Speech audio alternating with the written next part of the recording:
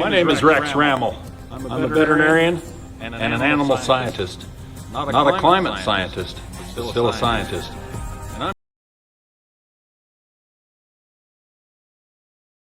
According to the CO2 Coalition of Scientists, CO2 levels anciently were much higher than they are today, and the planet flourished. Where do you think all the coal, oil, and gas came from?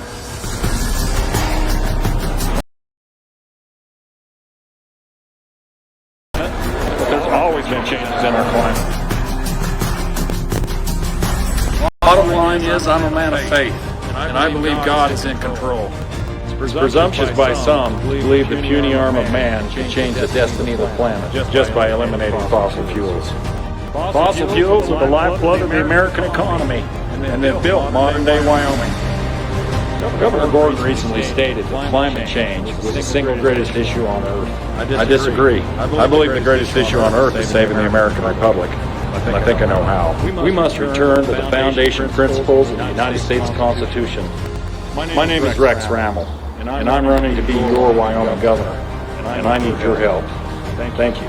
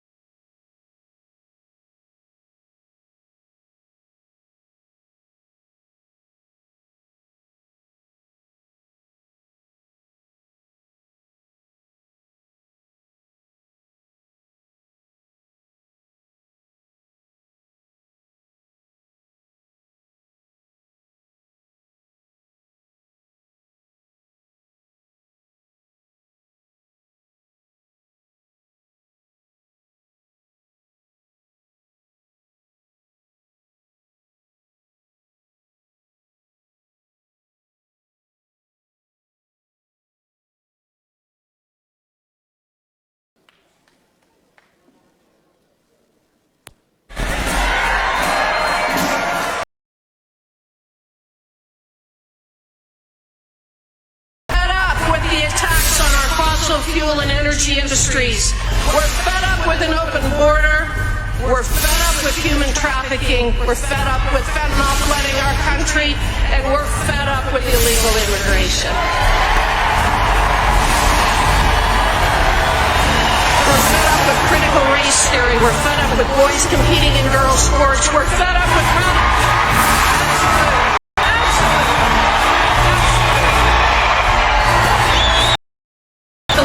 media, Twitter, Facebook, Google, and YouTube for blocking conservative speech.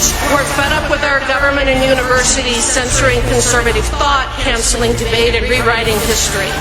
We're fed up with the corruption in the FBI, the Department of Homeland Security, the CIA, the NSA, and the Basin court.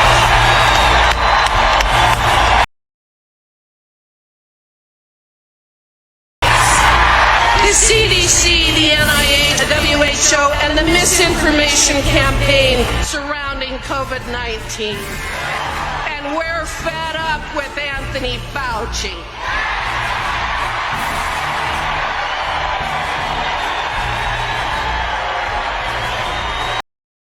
The politicians and the elitists in D.C. who are getting rich while the middle class falls further behind every year.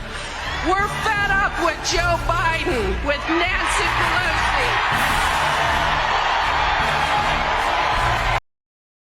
January 6th Commission and those people who think that they can gaslight us.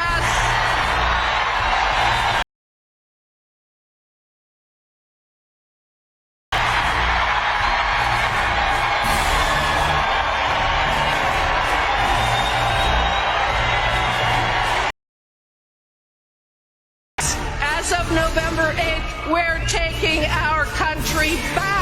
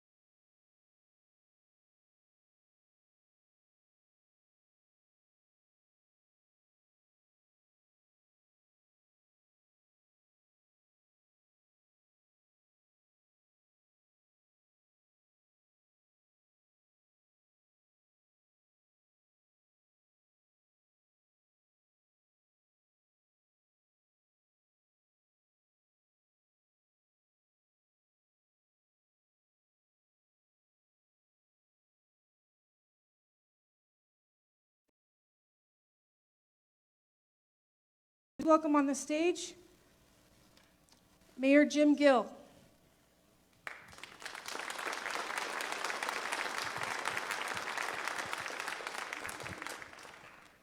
Good evening, one and all. Thank you, Tammy, for that kind introduction. You know, as mayor of Worland, it is a distinct honor to welcome our guests here who are running for the next governor of Wyoming, by gollies. And candidates, you will find your audience to be deliberate, kind, and inquisitive. You know, Louis Morris once said, you can always tell a person who is well informed. Their views are much like yours.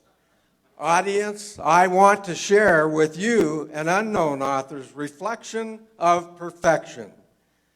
Perhaps someone slipped a bit. Well, so have you.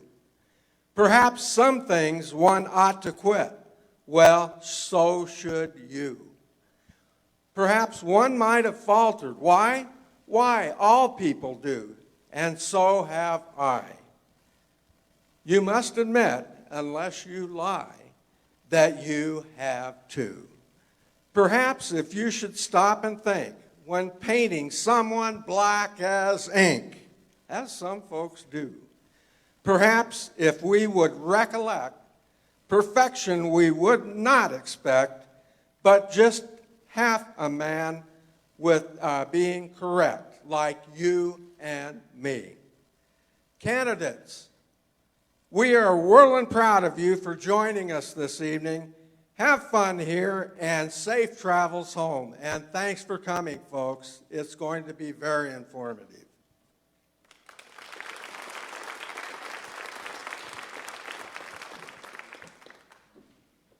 At this time, we'd like to welcome Pastor Louis to the stage for our opening prayer. Good evening.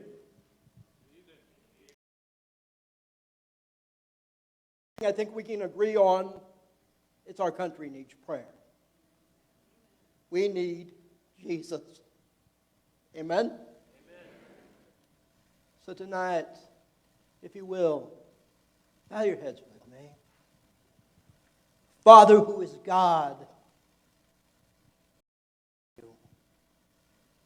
Father, we need you to work in our country, to put an end to the abortion of babies, to supply the needs of those moms. Men and women with character, Father, who know what is right and know what is wrong.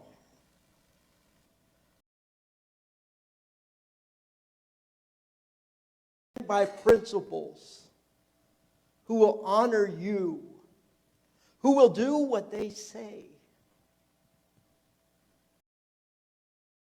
We need leaders, men and women of courage, who will do what's right, even when it's not popular.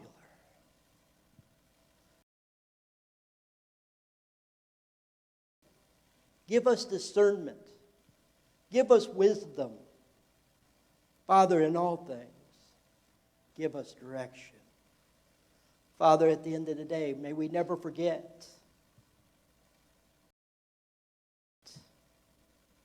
we're here for one reason.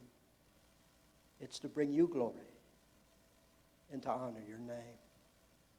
Father, I thank you in advance for what you're going to do tonight, what you're going to do in our country, and the leaders that you raise up. Father, we pray these things in Jesus' name. Amen.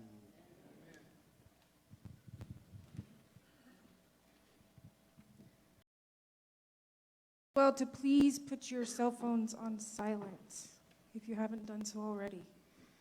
At this time, I'd like to welcome to the stage Seth Levine with his service dog Augustus, and he is going to lead us in the Pledge of Allegiance.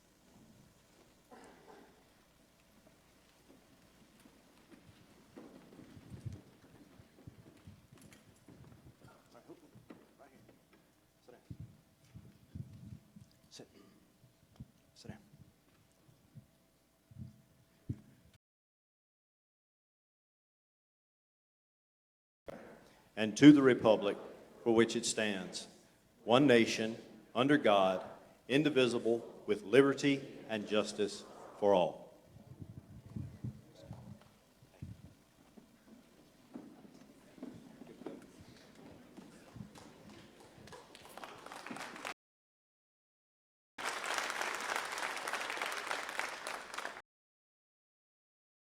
As we welcome Abby Burgess.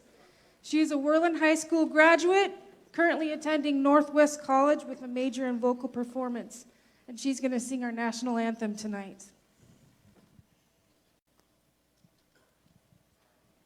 Oh, say, can you see by the dawn's early light what so proudly we hailed at the twilight's last gleaming, whose broad stripes and bright stars through the perilous fight o'er the ramparts we watched were so gallantly streaming, and the rocket's red glare, the bombs bursting in air, gave proof through the night that our flag was still there. Oh, say does that star-spangled banner yet wave o'er the land of the free, the brave?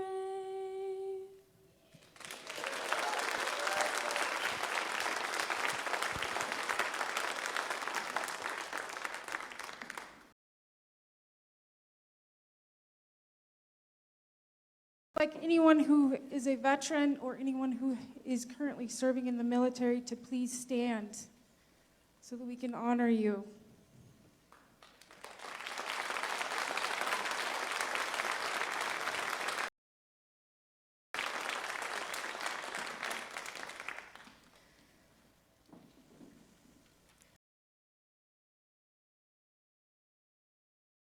She will be our MC for tonight. We are pleased that she has agreed to do this for us. She lives in beautiful Star Valley on the far western side of the state. She was a state legislator representing House District 22 for 6 years and represented Wyoming at the Republican National Committee for 8 years. She's currently the chairman of the Lincoln County Republican Party. Marty Halverson.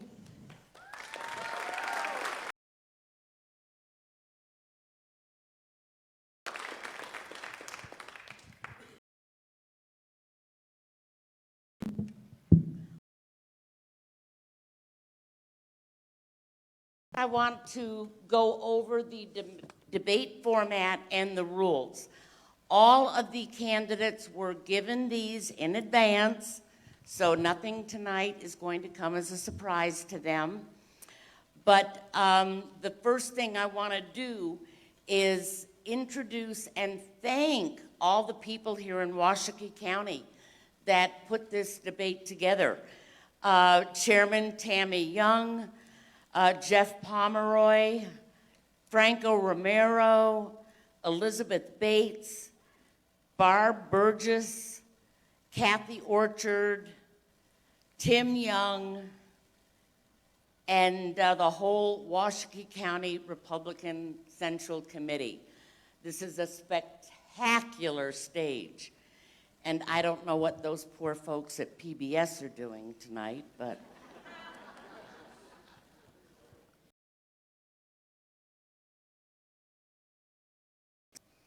there will be a 2-minute introduction, opening remarks by each candidate present.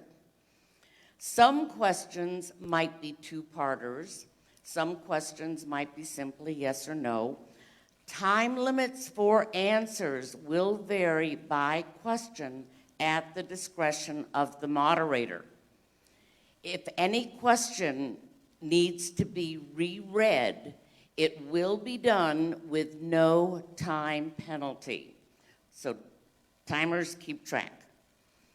Answers will be limited to 1 or 2 minutes, as I said, depending on the moderator. It's entirely at his discretion. No candidate shall interrupt another candidate. Interruptions or any other breach of civility or decorum shall be dealt with by the moderator and may result in the suspension of participation. If one candidate mentions another candidate by name, the named candidate shall have 30 seconds to respond. An implied reference to another candidate may or may not be considered by name at the discretion of the moderator. Follow-ups are at the discretion of the moderator and will be offered to all candidates and will be limited to 30 seconds. Every effort is going to be made by the timers. Timers, raise your hand. They're right down there up front. Every effort will be made that each candidate gets equal time. Audience participation shall be respectful and kept to a minimum. Audience demonstrations shall be charged against a candidate's time at the discretion of the moderator. There are no candidate-specific questions. Every candidate shall have the opportunity to answer the same question. Candidates may appeal to the moderator on any point. The moderator may defer to Chairman Young. The candidate to receive the first question will be decided by lot. The order of the podiums here were decided by lot earlier this afternoon. The order of opening statements will be reversed for closing statements. Each candidate shall get a 5-minute closing.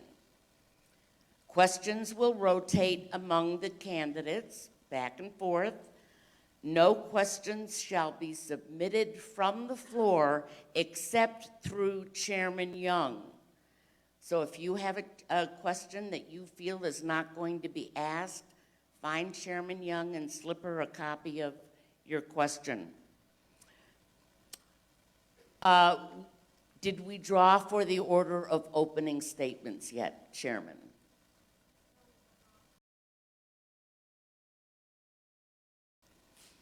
Okay, I am going to read the bios of the candidates for governor.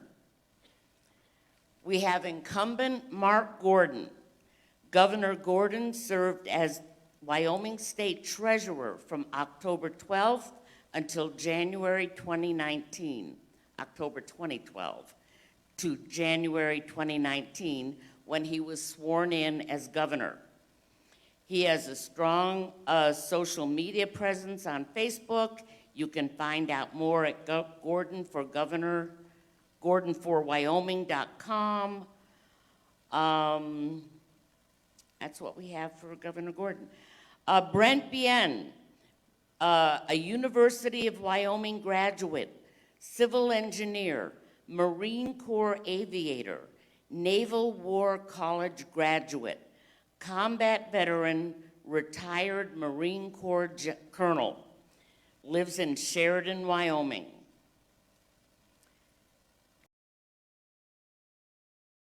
Moved to Wyoming in 1969 at the age of 4 from Nebraska. He graduated from Douglas High School in 1983 and joined the United States Marine Corps. Following an honorable discharge in 1987, he returned to Wyoming and entered the workforce. Uranium miner, then transitioned to open pit coal mining, then pipelining, ultimately settling into owning and operating his own oil field service company. James told us several weeks ago that he could not be here tonight because he has to work. So check out James Quick at votejamesquick.com. So if we could have the candidates come up, Brent Bien and Rex Rammel. Oh, wait, Rex Rammel, yes.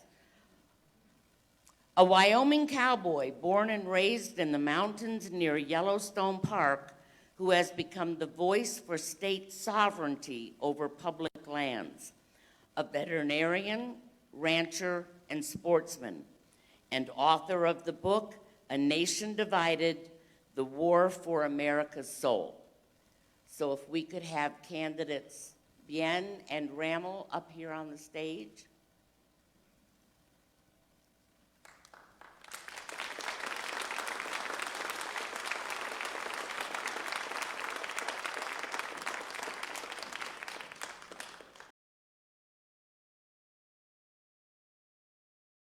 To be here tonight. So at this time, I'd like to introduce our moderator, Dr. Taylor Haynes. Dr. Haynes initially earned a bachelor's degree in mechanical engineering at Southern University in Louisiana. After working as an engineer at Kennecott Copper, he went on to medical school and graduated with honors from the Utah College of Medicine. He has worked as a teamster, a stevedore, an engineer, a surgeon, a rancher, a health insurance executive, and businessman. Dr. Haynes has served in leadership positions on numerous boards across multiple industries, including the Board of Trustees for the University of Wyoming, Independent Cattlemen of Wyoming, RCAF USA, and several other public and private industry boards. He served on the Wyoming Republican Party Platform Committee and was a delegate to the 2016 Republican National Convention that nominated Donald Trump. He ran for the office of governor as a Republican in 2018 on a platform of conservative values and protecting God-given constitutional rights. Dr. Haynes is the recipient of many awards over his career. He is an inductee in the National Multicultural Western Heritage Museum and Hall of Fame in recognition of his commitment to the legacy of Western culture. He currently owns and serves as the president of Prodigy Corporate Benefits and owns and operates a cow-calf operation in Albany County, Wyoming. Please welcome Dr. Taylor Haynes.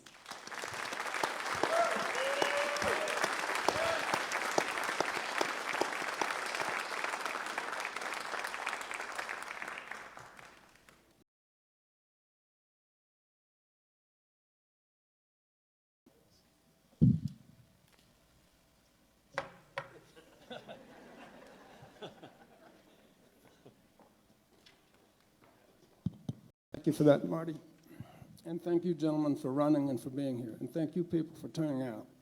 This is our opportunity for these gentlemen to stake out their positions on the issues and questions that will be asked. And the other thing I'm going to say, we were going to save it, this is purely a Republican event. The Democrats have promised to meddle in our primary. If all of the Republicans turn out and vote, the Democrats are insignificant. So tell your friends, neighbors, relatives, turn out and vote. Never mind the Democrats. We got this. I'm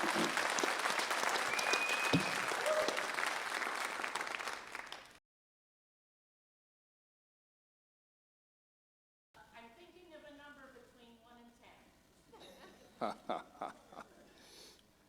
I get the answer. 6. Number was 3. Okay. So Rex gets first. Are we doing the opening? Hey, thank you. Washakie County, thank you very much for hosting the forum.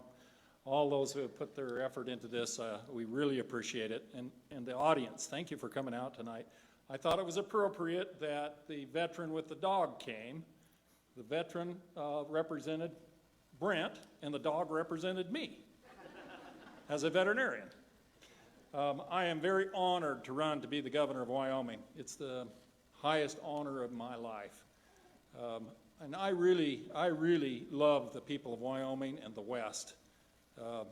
My roots go very, very deep in the West. My family homesteaded in 1898, not too far from Yellowstone National Park, and very honored to have a mountain in Wyoming named Ramel Mountain. So we're one of the foundation families, and it's an honor to try to represent the great state of Wyoming as the governor. The governor's role is extremely important. There's a lot of attention being paid to the Congress race up in Sheridan tonight, but I'm telling you, the governor's race is more important than the congressional race because it's one person that leads this state. Congress got one of 435. So I'm glad that you're engaged. We'll get in. We've got plenty of time to debate the issues, and I'm excited to be here. Thank you.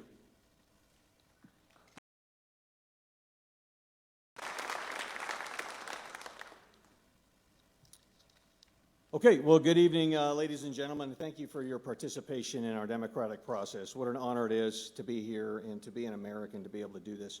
I am Brent Bien, and I am honored to be competing for the high office of governor of the greatest state in the greatest nation in the history of the world.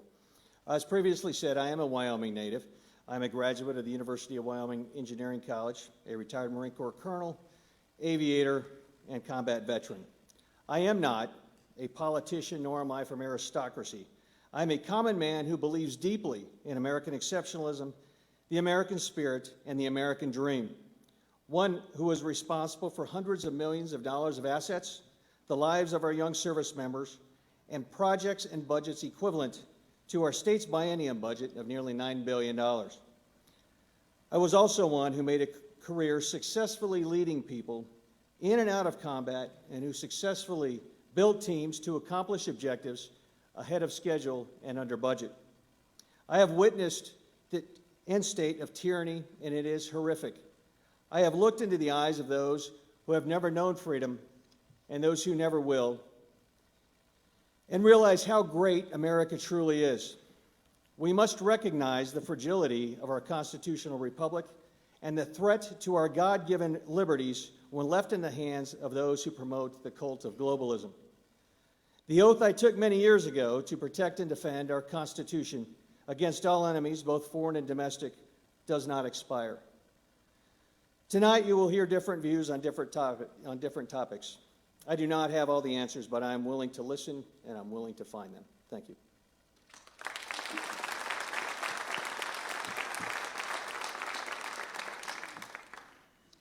Okay, Dr. Ramel, Roger.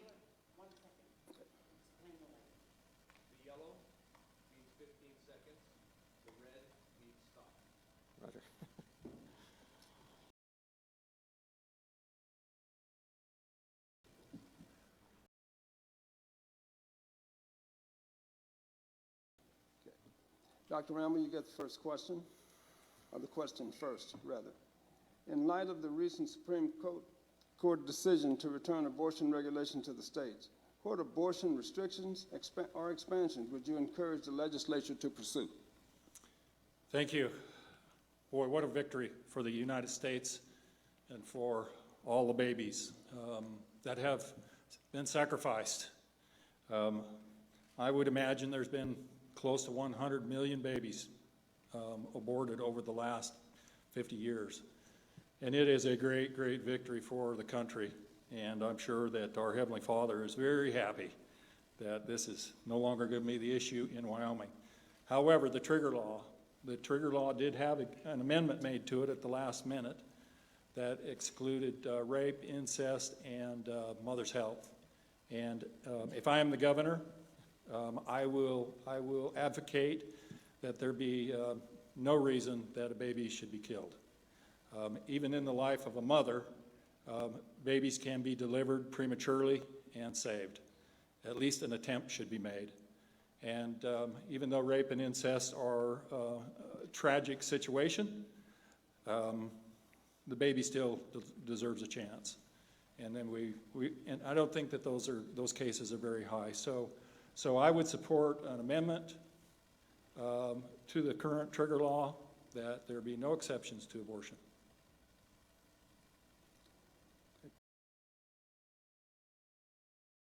Support an amendment to rescind those exceptions across the board. I do believe that the last, with a mother's life, I do believe that does become a life-saving issue, and I believe it is up to the physician at the time to do whatever that individual can to save either or both. However, I would definitely honor a rescission of any exceptions. Thank you. Now to Dr. Rammel. Would you oppose bills to ban abortifacients in Wyoming? Would I oppose a ban for what? Oh, yes. I don't agree with any drugs, any abortion attempts at all. So I would support a ban on those. Colonel. Sir, likewise. As the unborn as legal persons deserving legal protection. Dr. Rammel. I believe that they are people at the time of conception, and that's the way the law should treat them. They have a right to life, and every chance every opportunity I had to support that, I would do. Would you oppose or support, Colonel? Sir, I do believe that life begins at conception, and I believe that even the unborn should be recognized as people. Would you support or oppose a bill to ban abortions based on sex, color, national origin, or possibility of disability? No. Colonel. No. Those are interesting, aren't they?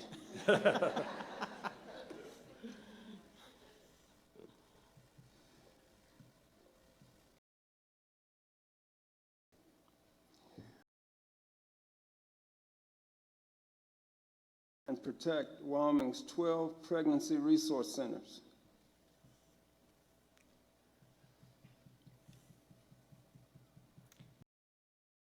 We will support every woman that is going to have a baby.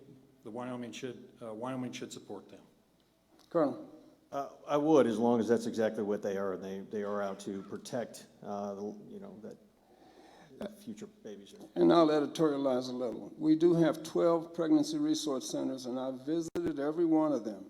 They provide ultrasound, they provide prenatal counseling, and they don't push the mother one way or the other, whether she should have an abortion or whether she should carry the child to term. But they give her the support she needs and the counseling she needs. And most of these centers that I've toured and watched their programs, they also give, especially first-time mothers, young mothers, postnatal care, how to parent, what to do with the child, whether or not they're going to give it up for adoption, and if they're going to keep it, what resources do they need, and how do they seek and find those. So that's what a pregnancy resource center is. It's not Planned Parenthood in sheep's clothing. It's a place where a mother can be counseled, loved, and she can carry her child to term and make that choice. Usually ultrasound very much helps that choice. All right, I'll shut up.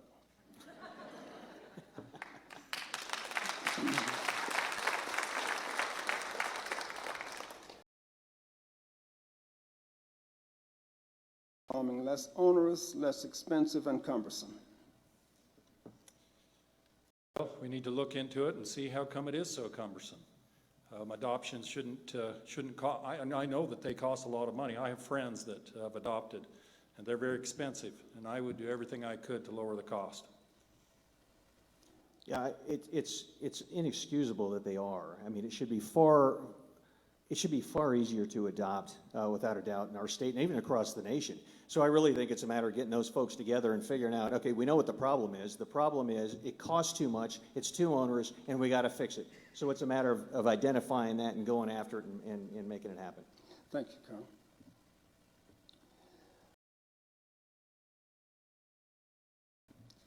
About the right to access to health care.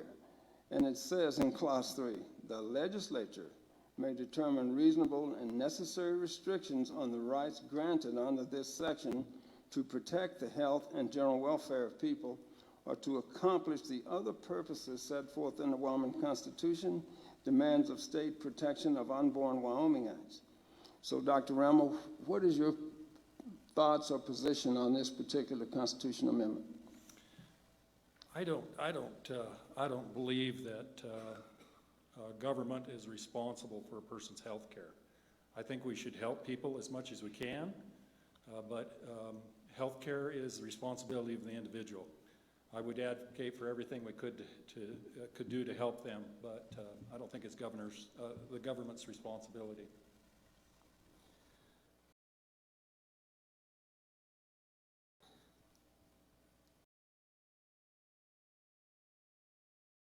I do think in a lot of cases that it only generates more bureaucracy through the whole thing. So I think we got to curtail what we can and help the folks as we should, I guess. Okay. Colonel Bean, President Biden recently signed last night the Community Safety Bill. And in that bill, there's what's called burn grants for the implementation of red flag laws in Wyoming.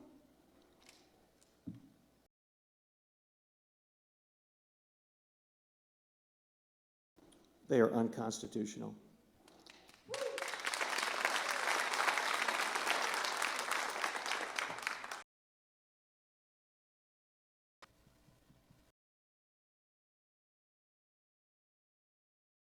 Constitutional. I'm a strict constitutionalist. When I read a paragraph like the Second Amendment, it does not have any conditions on the right to bear arms. Therefore, background checks, registration, red flag laws, no. Not if I can help it.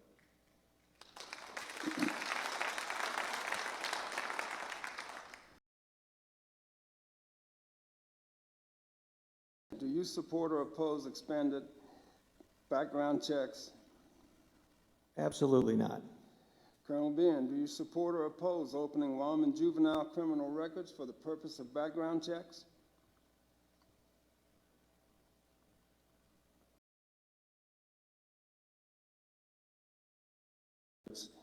When a person commits a crime and is declared a juvenile by the courts, their records are sealed, so that later on, when they go to get a firearm, it doesn't show up in their background checks. So the question is, should those records be open for the purpose of background checks? No. Dr. Rammel? No.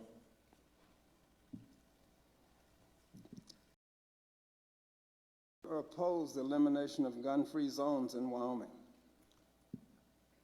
Oh, I support the elimination of gun-free zones, absolutely. Dr. Rammel? The same.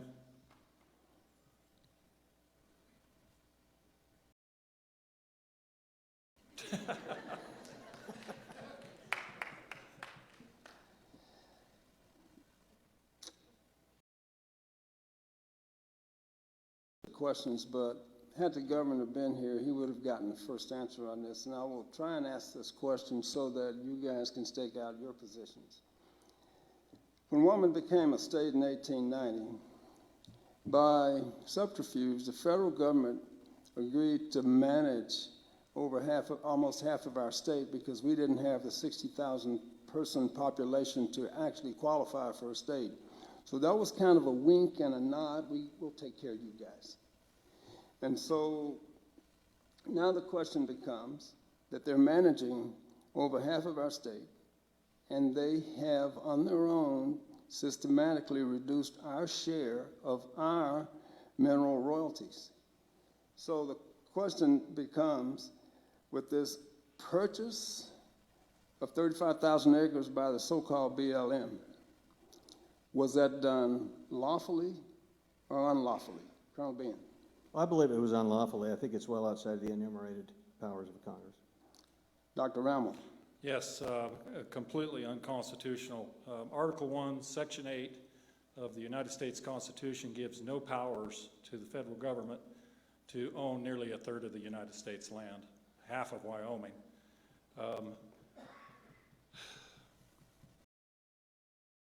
Wyoming became a state, along with Idaho and Utah. the Congress passed an act called the Forest Reserve Act of 1891. And they gave authority to the President of the United States to reserve forest ground. And what it turned into was what we have today, massive amounts, millions and millions of acres were reserved for the federal government. I believe that this problem started right after statehood, and I find no constitutional authority for the federal government to own this land. And I believe that as a state, it is time that Wyoming take a stand and take back control of the public lands. And on that, I would sign an executive order on day one and order the state police to walk the BLM, Forest Service, and other land managers out of the state.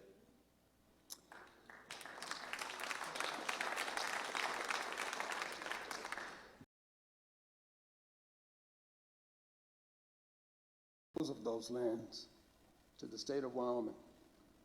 I have. I think it's one of those things that we need to be postured for, and it's one question really that hasn't been answered with the unappropriated lands via the Supreme Court. And I think we have favorable conditions on it right now. But I do believe that Wyoming, those are Wyoming lands. But I want to make sure we have a plan for the disposition once we get the answer we're looking for.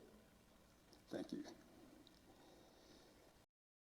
A little crossover voting and primary party nominee selection process. Hey, Taylor, could I do a follow-up on that? Yes, you can. Didn't 30 mention seconds. Brent's name, but 30 seconds. I think this is really of the debate tonight, the opening division between Brent and I.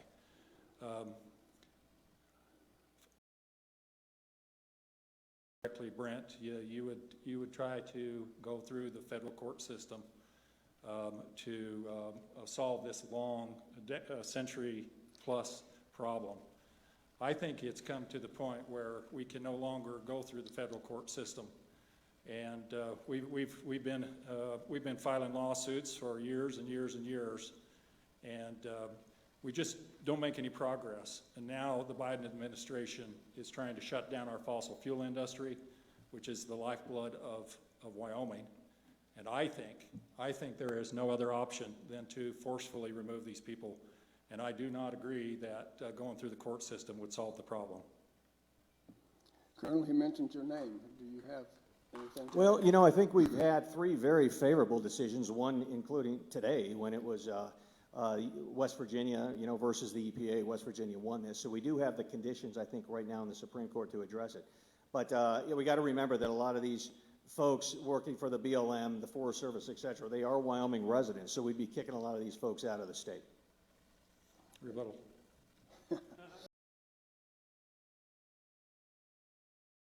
Crossover voting in the primary party nominee selection process has recently been in the news and has been a thorn in our sides for my entire lifetime in Wyoming. As governor, will you support a bill to eliminate crossover voting?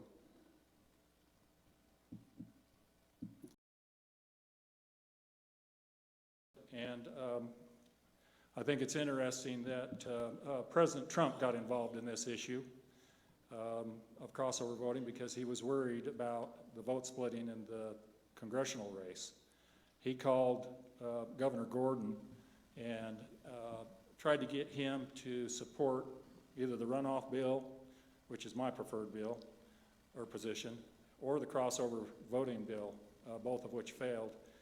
Governor Gordon did not advocate for either one, and in my discussions with people that are close to me, I said, why would he?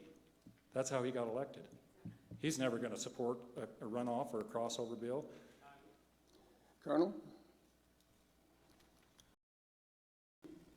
Voter integrity is essential to our republic, and there is the other party has absolutely no business involving themselves in our primary. So I am absolutely, in fact, I've even talked to the senator about this who drafted the bill initially, and I said, put that thing back through because I'm going to sign it.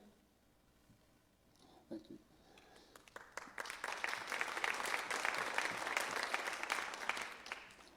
Dr. Rammel, you've mentioned that you would support efforts to adopt runoff elections? Absolutely. Colonel? I would, yes. Colonel, would you support or oppose bills bringing recall elections back to Wyoming? I would support. Yes. Doctor? Yes. Okay.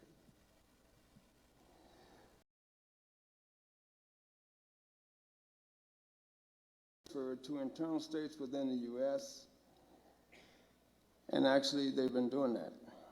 As governor, do you have a plan to accommodate those that might be coming to Wyoming? Colonel Bean.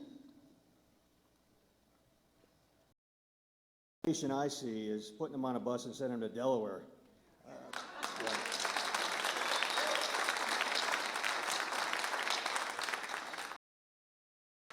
Yes, they should not be here. We do need workers though in this state, and but they can come legally with a worker's visa. That's the only way that they should be allowed to stay.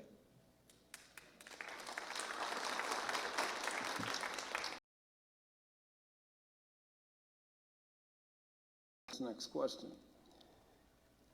Near the end of this rush to bring refugees to the various states, Governor Meade was one of the last 3 states to sign on to that to gain additional federal money. Colonel Bean, would you have any thought of rescinding, getting the legislature to rescind that signature accepting refugees into Wyoming?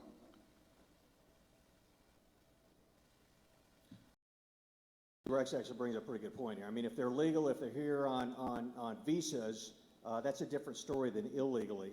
I think what's going on across the nation is that we are getting these folks brought in here, and we have no accommodations for them. So I would rescind that, if I understand the question right. Yes, sir. Doctor. The same, thank you.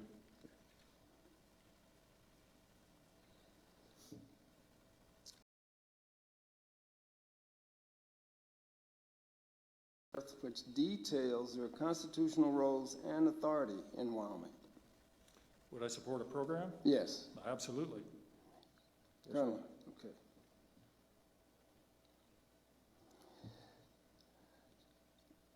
Colonel Bean, if elected, what is your first priority?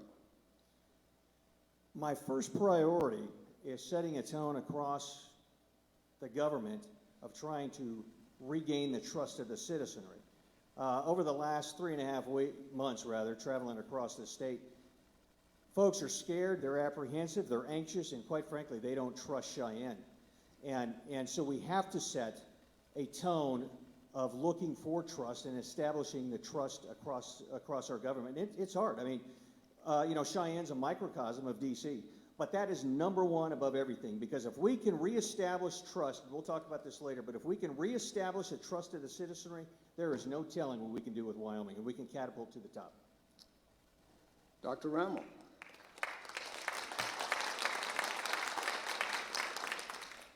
Wyoming sovereignty. We've deserved it since we became a state. They didn't give it to us. Times are tough. We need the money from the natural resources. So my number one goal, without question, is to make Wyoming a complete state. There was a governor years ago that gave a speech. And after he gave his speech, he said, "Now I'd like to turn the time over to the other governor of Wyoming," referring to the BLM. That is wrong. We should only have one governor and one sovereign state. All the land belongs to the state of Wyoming and the people that live here. And all the resources and all the money should be ours. It would solve so many problems. And I believe that it can be done. I believe it's constitutional. And I promise you, I will deliver that to the people of Wyoming if you grant me this honor of becoming the governor.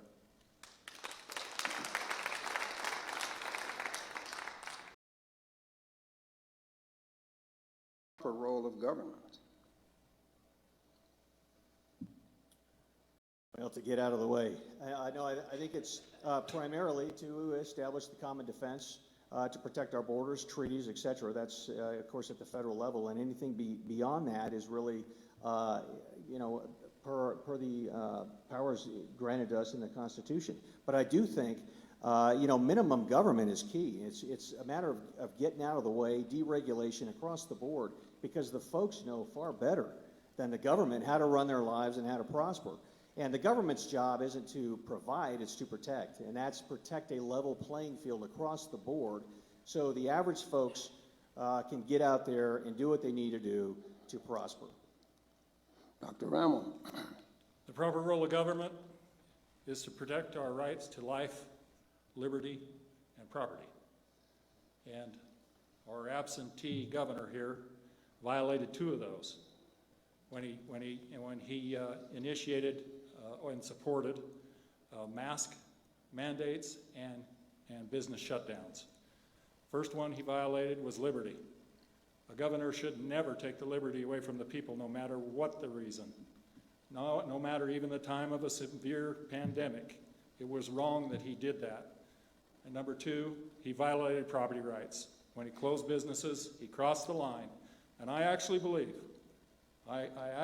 this. I think it was an impeachable offense, and he should have been held accountable for crossing that line.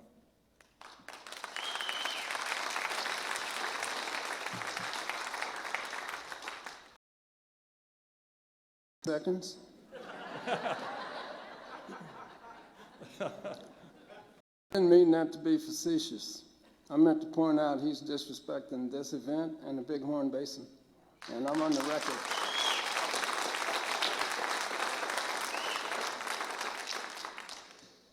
Colonel Bean, recently, an order came down from the U.S. Department of Agriculture requiring Wyoming's 48 school districts to revise their non-discrimination policies to include sexual orientation and gender identity in order to qualify for $40 million in federal school lunch money. How do you respond? The federal government has no business dictating how Wyoming, or the configuration of Wyoming's bathrooms.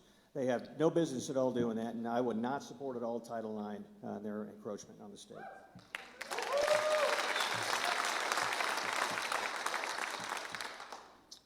Doctor. The problem is, Brent, is that you give up $40 million. And as Governor Gordon recently said, hold it, let's not get too excited about this. Brian Schrader, the superintendent of public instruction, said that he thinks that we ought to figure out a way to overcome the $40 million, which I agree. But Governor Gordon said they could tie other monies that are coming to Wyoming if we make this stand, which I think is a very weak position considering what they're trying to do. My plan, back to the lands, is that we would get the $1 billion that has been going to the federal government through royalties. And it may even be more if it was under our control. Who knows what we could produce? So yes, I have a way to cut the strings. We don't need their $40 million because we just got $1 billion when I signed the executive order and we took over the land. And that's not all. We could cut a lot of other strings that have money attached to them because Wyoming could take care of itself.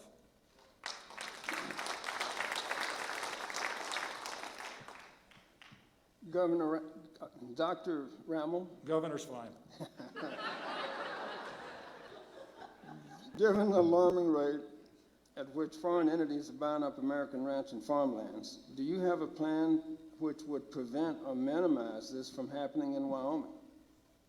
Yes, I think I've already talked about that, removing the federal land managers out of Wyoming. You know, what they did with the BLM purchase just recently outside of Casper, it plays into the 30 by 30. I don't know if all of you know what that is, but Joe Biden signed a moratorium, and part of that moratorium was an order called 30 by 30. They want 30% of America, land and water, taken out of production by the year 2030. And I think we just saw them move on that. How are they going to get another, they say they have 289 million acres right now, or 12%. They need another 440 million acres that they control so they could take it out of production. No oil, no gas, you know, they're trying to stop all that. They just added another 35,000 acres with the BLM purchase. So this just makes my point. These guys are moving hard, and they're undeterred. They are going to stop our main industry, which is fossil fuels. And if they do, the state of Wyoming will suffer dearly because it accounts for 50%, upwards of 70% of our tax revenue. This is very serious. Going to be in. Executive order that was referred to here, the America the Beautiful order, I mean, the end state here is 50-50. So folks, that's 50% by 2050, and we got to watch this. We have to counter everything. If you look at these issues individually, you don't see it. But I tell you, as soon as you put it in a box, you realize that this is a complete, full-out frontal assault on the middle class landowner across the board. That's why we have to do it. I mean, a lot of these ranchers with whom I've spoken across the state, they want to get out of CRP right now, the Conservation Reserve Program, simply because they want to start producing, but they're tied. So that's one thing we're looking at is okay, how do we do this? Is there a way to get these guys out of these contractual agreements or not? And I don't know. It's one of the things to look at. But it is, and that's why we have to fight right back against this 35,000 acres over southwest of Casper. And I tell you, we got to fight back hard because this 30-30 has been going on for a while, well before Biden even got in here. This is all part of this climate change agenda that's going on to turn this whole state into a wildlife corridor, which we know the incumbent supports. Dr. Haynes, a rebuttal for Governor Gordon. Okay. I'd like to ask Governor Gordon a question. Okay. So he appealed the BLM decision to purchase 35,000 acres, but it wasn't based on a constitutional appeal. He said that they didn't go through the proper channels to notify the public and get public comment. I think that's a very weak position to take when you have something so important as stopping the federal government from consuming the United States. They are not going to be stopped, and they certainly won't be stopped by a governor who refused to sign an opposition letter to 30 by 30. And I'd like to hear his response. Well, Colonel Bean, do you have anything to add? No, sir.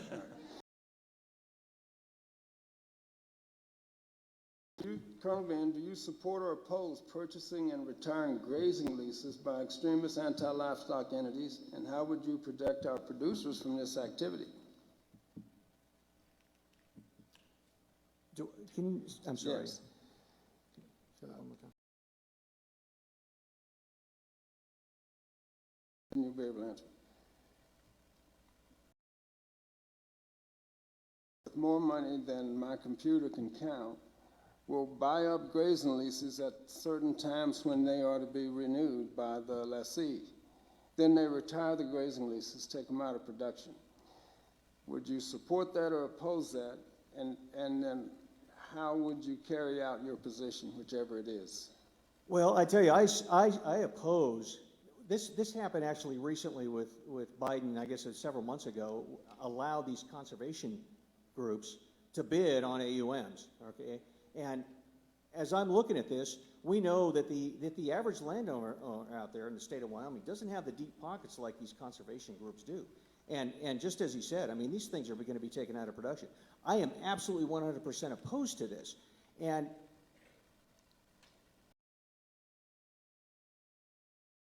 whatever staff, and I don't know all the ins and outs on this, but it's a matter of figuring out, okay, what is the best way to address this? We already have a significant, we got $22 billion in the bank. Is there a way to actually use some of this to backfill this to where we can actually keep the land in Wyoming and not in the hands of these conservation groups? Dr. Ramel. I think my plan solves the problem. The federal government would not be in charge of the land or grazing leases. And the state of Wyoming could pass legislation requiring that the lands be used for the purpose that they were intended to be leased for. So we could shut the conservation groups down simply by being sovereign over our land and resources.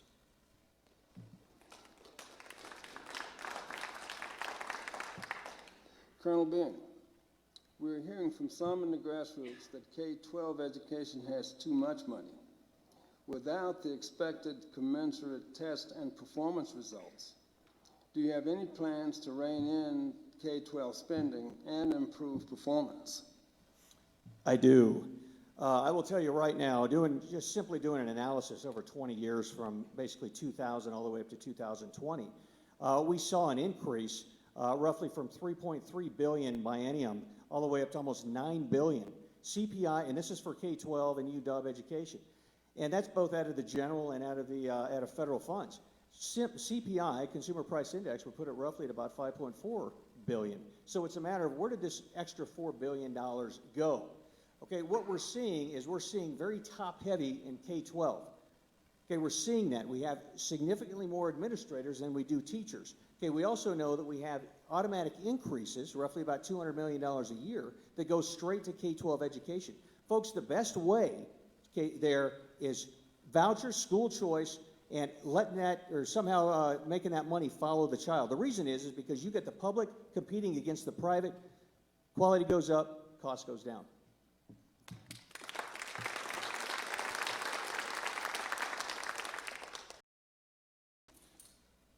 Wyoming spends near $18,000 per student per year.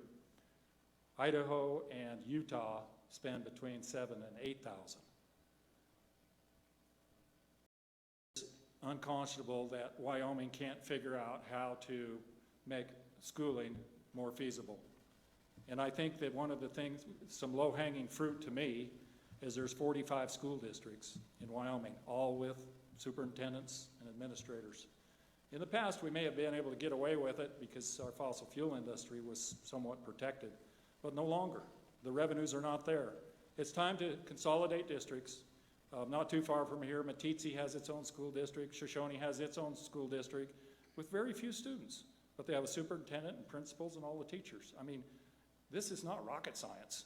We can get this number down, and it should come down substantially. And I do support what Brent said. I am a voucher and school choice advocate, and my time's up.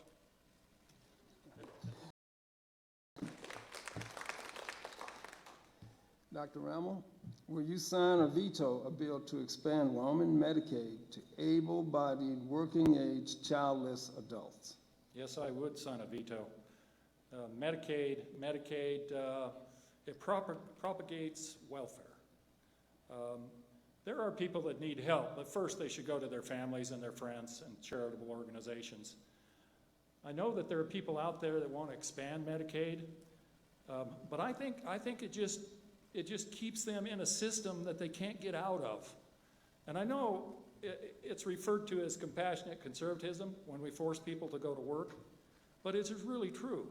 If they're not required to work, they'll take as much money as you give them. And my heart goes out to them, it really does. But they need to take responsibility for their lives, and they need to get off welfare. And the way we do that is we have a strong and vibrant economy and offer them the jobs. If they don't want to work, that's their business. But we shouldn't be handing them out money just because they don't want to work.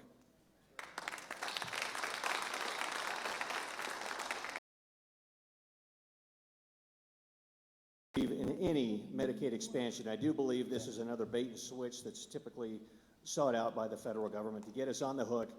And then, of course, we're footing the bill here after a few years. So I am absolutely opposed to any Medicaid expansion. Great.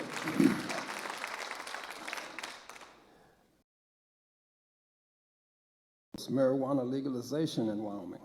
No, I don't support it. I think all you have to do is go down to Colorado. They're always saying how much money it's bringing into the state, but look at the social costs. I mean, you got people that are stoned laying around in their parks. We don't want that in Wyoming. We want people that are clear-minded, hardworking, honest people. We should never legalize recreational marijuana. Medical marijuana, that's a different story, but not recreational marijuana. Colonel.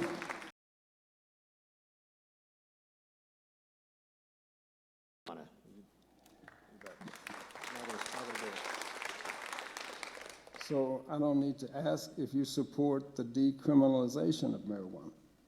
No, I do not. Doctor. I think that some of the laws are a little strict. I was actually a volunteer at the Torrington Intermediate Correctional Facility, and there were people in there for marijuana abuse with very, very strict sentences. I would like to see it done case by case. I am an advocate for judges making sentences based on the case. Some people are habitual violators of that law, and they should face the penalties. But some of these guys are just, they get caught for smoking a weed and they get 5 years in jail. I don't know if that's a proper sentence. But when I was there was a bunch of those guys in there. So I think that it's case by case, and if necessary, we need to make lighter sentences in some cases, tougher in others. Rebuttal. Marijuana at all. I do think maybe across the board we need to take a look at the type of sentences they are, but not the decriminalization. Okay.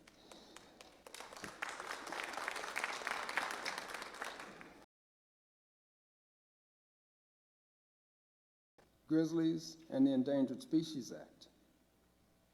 Okay, well, I tell you, I believe that Wyoming should manage all wildlife inside its borders. I think what we've seen,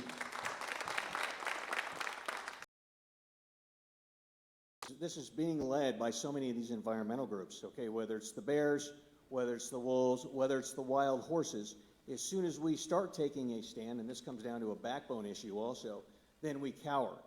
Okay, if a bear comes off that park, or if a wild animal, or if a wolf comes out of the reservation or off the park, we have to make sure that the individual, if it poses a threat to that individual, and the individual kills that animal, that the individual is not guilty first and to try to prove himself innocent. And that's what we've seen. Okay, so we have to be able to manage those far better. And I know, talking to a lot of the ranchers over there in the Pinedale area, Sublette County area, that on the costs they have annually, and I tell you, it's tough. But we have to take a stronger stand on this, and even the wild horses, because we know that we're well beyond our allowable management level of wild horses across the state. And they're competing with the cows, the sheep, and all the other wild animals out there across the Shirley Basin or wherever they may be. And we've got to get these animals back to under a state management plan to where if we need to get rid of these animals or relocate them or whatever it is outside of the state or outside of the park, then we've got to do that. Doctor. I haven't had to talk to any ranchers because I grew up in grizzly country, and we have had to watch our backs when we were in the mountains. I've been hunting elk with a grizzly bear track on the elk and me following. I mean, these are dangerous animals, and they're getting worse. We had a young outfitter guide that was killed in 2018, Mark Upton from Casper. These animals need to be controlled. But every time Wyoming tries to do a hunt, some environmental group files a lawsuit in Missoula where there's an environmentalist sitting as a judge, and they shut the hunt down. What we need to do is take control of the land, the resources, and the wildlife, but you cannot do it, Brent, just by saying we should take control. You cannot do it through lawsuits because we've tried. This has to be done by force. We have to move the federal government, the land managers, including the U.S. Fish and Wildlife, they have to be removed from the state. And it's going to take a strong governor to do it, but it can be done.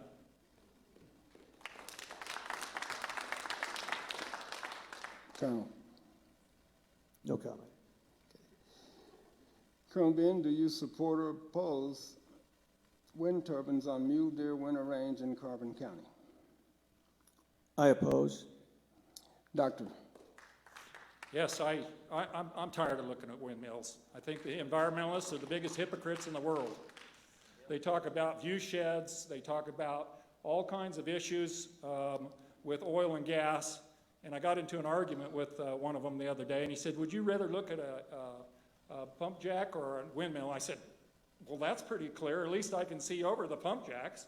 You go through a windmill tunnel, and it completely destroys what we love about Wyoming. Driving from Laramie to Sheridan, or from Laramie to Cheyenne, every time I pass through that windmill thing, I think, what a disgrace that we have to look at this. And it wouldn't even be here if they didn't subsidize it. That's what really makes me mad. If they're going to have windmills, then they should stand on their own.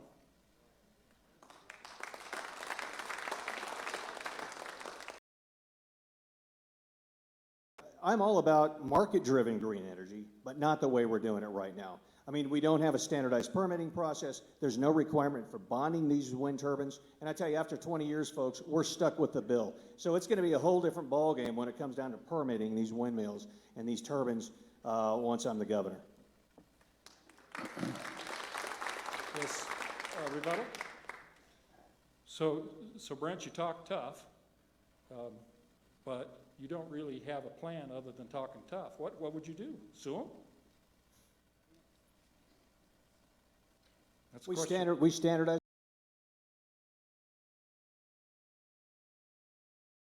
Rex. You don't standardize the permit. That's done through the BLM. Well, I tell you, we kick all these guys out of here like you're saying, and I mean, it's we're causing a lot more problems, I think, Rex, in the long term than you actually realize. We are having a pretty serious problem right now. I think they're going to eliminate our fossil fuel industry. And you say you're going to push them out of the state, but you have no plan to do it. That's the problem, Brent, and that's a big difference between you and me. I want to take action. I have a plan. I want to muscle these guys using the power of the Constitution, and all you're willing to do is talk about it. What force are you going to use, Rex? I told you, executive order. Okay, and who's going to enforce your executive order? The executive order is enforced by the governor. Okay, well, are you going to be the one out there kicking these guys off? I will order the state police to remove these people from the land. As undermanned as they are. Okay, thank you. As undermanned as the state police is, it's not going to take too many to go arrest a few of these guys. Okay. And I want to make one other point that Brent mistakenly made, and that is we're just going to remove the policymakers, okay, the top people. There's a lot of good people that work for the Forest Service and the BLM. They're Wyoming people that need work. They can work for the state just as easy as they can for the feds, but the policymakers have got to go. The new director of the BLM, Tracy Stone Manning, she is a full-blown environmentalist.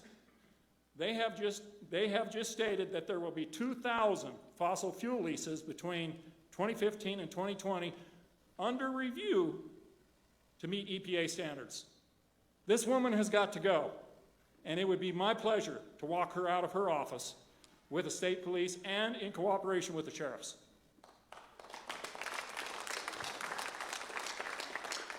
You done?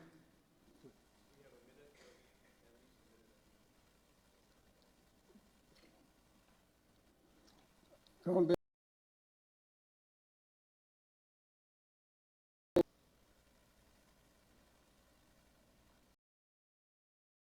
I'll be honest with you. I don't know too much about the Wildlife Task Force. Okay. Doctor? I think that, I've grown up in this state, or right near its border in Idaho. In Yellowstone National Park, we celebrate the wildlife. Bison and grizzlies and wolves and elk and deer. I've spent a lifetime in the mountains. I know these issues. The Wildlife Task Force is a task force appointed by Governor Gordon. I think there's 15 of them on there. And they're reviewing a lot of things that are not good with our game and fish laws. As governor of Wyoming, I would be directly involved. In fact, I testified at a recent Wildlife Task Force meeting that the mule deer herds are in serious trouble in Wyoming. And it's not just mule deer, it's antelope also. I've had experience. Like I said, I've been a hunter all my life. I know these issues, and as a veterinarian, I understand CWD, understand brucellosis in elk, and a lot of other diseases. I think that I would be a very good governor in this area because I know what I'm talking about.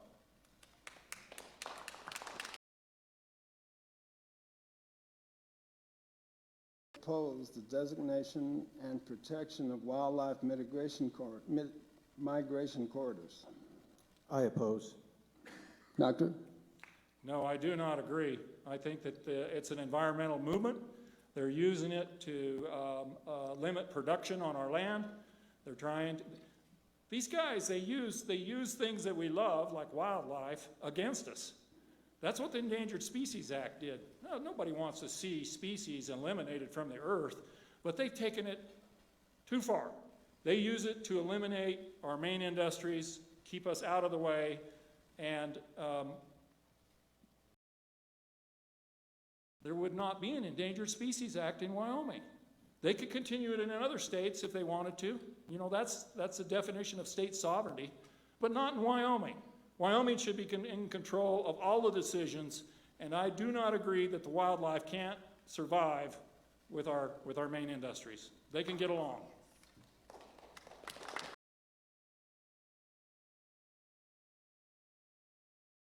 Fish can trim some expenses while still protecting wildlife and supporting Wyoming sportsmen.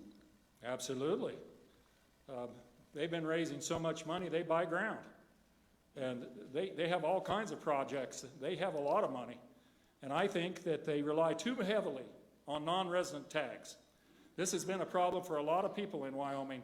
And when I go elk hunting, I do not like to see 15 or 20 non-resident hunters up there competing with a handful of Wyoming guys. It's not right. But they won't stop it. They want the revenue, and they will not stop bringing these non-residents in, and it ruins the experience for us. The people that live here, the people that pay the taxes, the people that survive in these cold winters up here. It shouldn't be that way.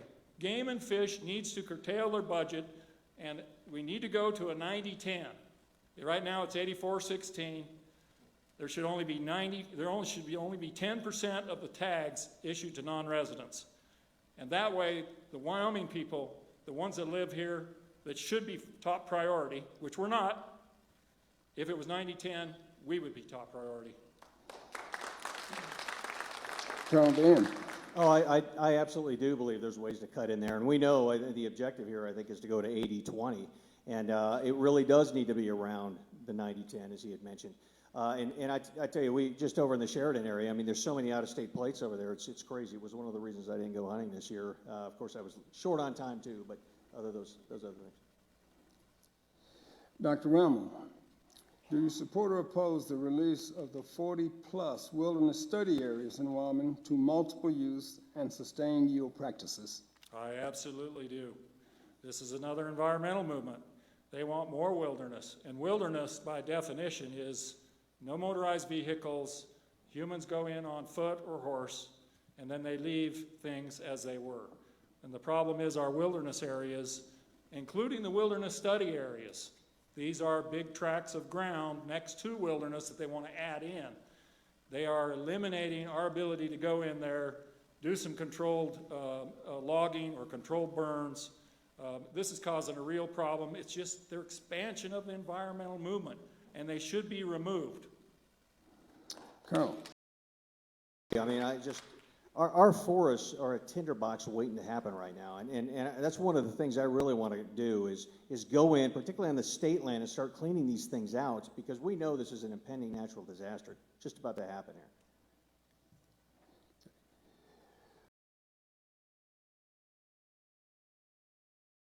Our support to reduce property taxes in Wyoming. I would support all legislation. Anything. They have currently, I talked to Senator Dan Dockstetter. He said there's 5 bills pending. But my plan even goes further than that. Most of the plans are around some kind of a cap. I think that if Wyoming had control over our natural resources and that money, for the most part, stayed in the counties, I think we could eliminate the property tax on private residences. I hate property tax. It's the most unfair tax there is. I think that it should be eliminated, and I don't think for sure, at the minimum, anyone that's 65 years or older that has retired, they shouldn't have to pay property tax and risk losing their home if they don't. It's un-American.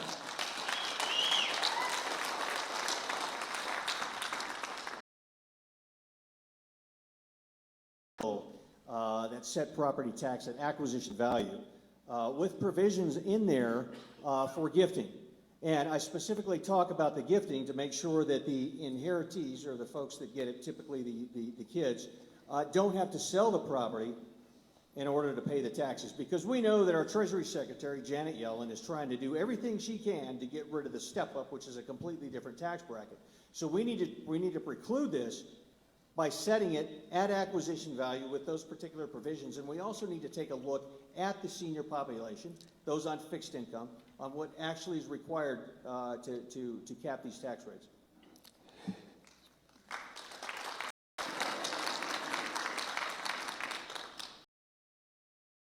an emergency declaration in which property taxes in Wyoming were rolled back to the 2019 levels until the legislature can act on legislation either to cap the rate of annual increases or rejigger the formula altogether?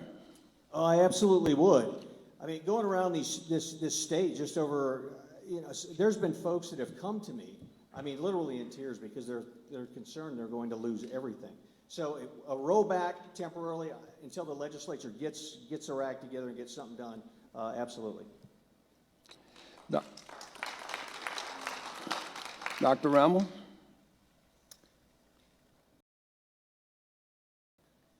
There would be money to offset the increases in property tax. If the legislature goes through with this and starts capping property tax, the counties are going to be unfunded. They're going to have to cut their budgets, which is okay to a certain extent.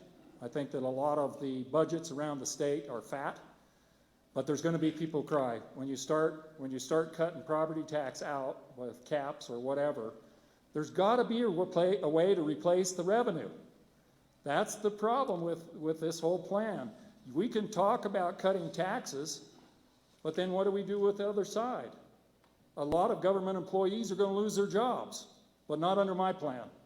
We have plenty of revenue in the state under my plan, the billions and billions of dollars above and below the ground. This way we don't have to, and I don't want to suggest that I don't think government is small enough. I don't believe that. But we do have to consider, if you reduce taxes in one area, you got to consider spending cuts in the other. Okay, thank you.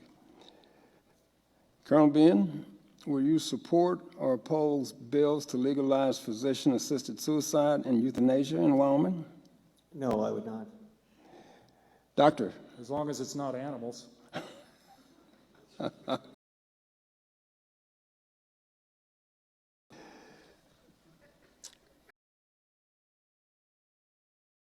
Wyoming's voter ID law to delete student ID, Medicare and Medicaid cards, and any tribal ID.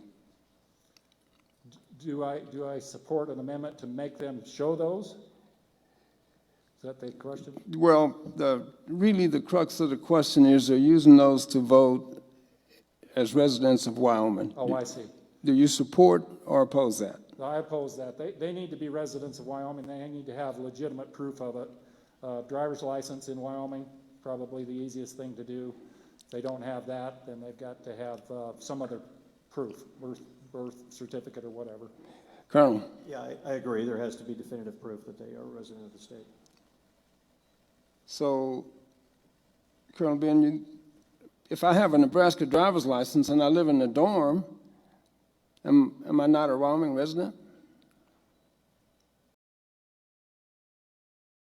On where you're on the waiver, I guess I'm not sure if UW requires a 12-month like some of the other states, but no, I mean their home of record is where they're registered. They should be registered. Doctor? They should have to prove that they're Wyoming residents to vote, no matter what the circumstances. But I have a Nebraska driver's license. If you have a Wyoming driver's license, that's probably a good start. Okay.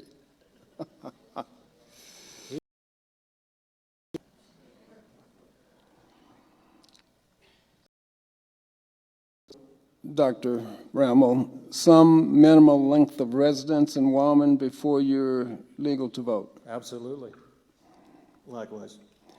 And that would be governor's decision or legislature's decision? That would be the legislature's decision. Legislative. Okay.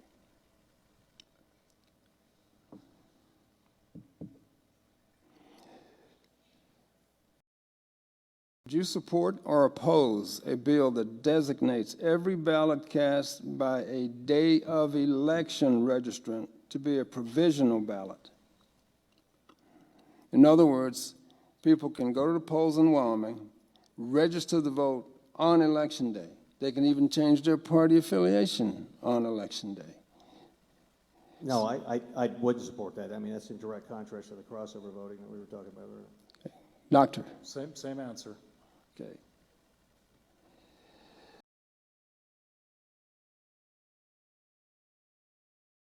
Not all. but most. I think it's been abused, and I actually believe that that is the way President Trump, or President Biden, beat President Trump. I think that the mail-in ballots, the absentee ballots, the ballot harvesting, with the exception of like Brent's case where he was out of the country, I do not support those. And they should have a legitimate reason why they can send an absentee ballot in. You shouldn't just be able to go and say, well, I'm too lazy to vote on election day, therefore I request a ballot be sent to my home. And then who knows what happens when the whole neighborhood takes that position, and some community volunteers from the Obama era, they go around and collect the ballots and tell them how to vote and say, hey, I'll even mail it in for you. It's been abused, and we got to stop it. Colonel. Oh, yeah, I think that there should be restrictions on it, because we know that ballot harvesting has flipped many elections across the nation. So we need to restrict who actually is able to get those ballots. Colonel Ben, do you support or oppose a convention of states?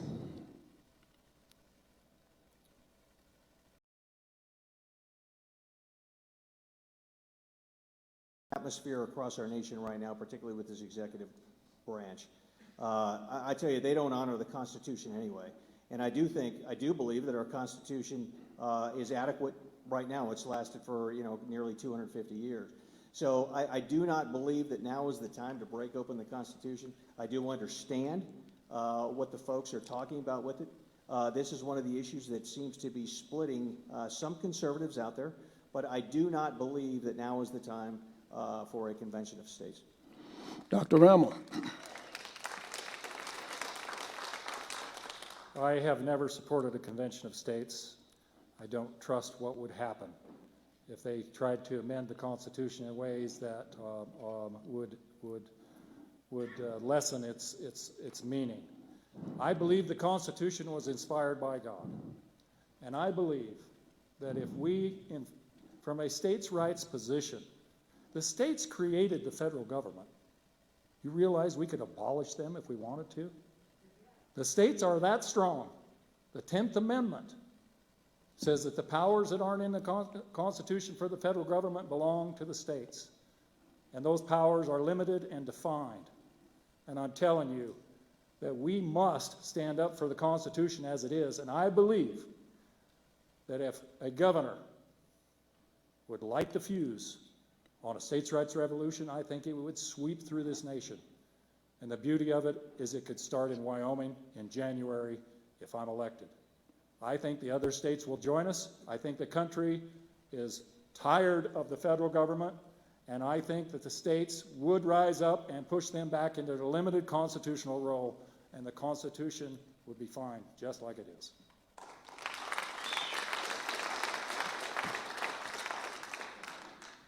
Colonel Ben, would you support or oppose a constitutional amendment to allow political subdivisions to invest reserve funds in stocks and equities?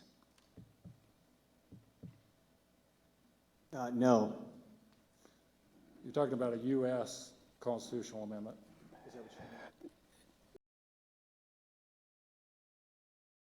Reserve funds in the state, and in fact, some counties have reserve funds. So any political subdivision could, if the amendment was passed, invest those in stocks and equities, as opposed to now they're usually invested in fixed income of some sort. Is the question mine or Brent's? Yeah, no, I tell you what, I'd have to learn more about it, to tell you the truth, Dr. Haynes. I'm not, right now, I likely wouldn't, but I'd have to learn more about it. Okay. Dr. Rammel. I think people should have the option of how they use their money, but I don't think government should have the option how they use other people's money. That's dangerous. That is very dangerous. You realize that we've been losing millions of dollars because Wyoming invests in the stock market, and they're investing your money. And I don't think it's right. We have made money when we've got a good market, but when we have a bad market like we do now, or since January, we're losing millions.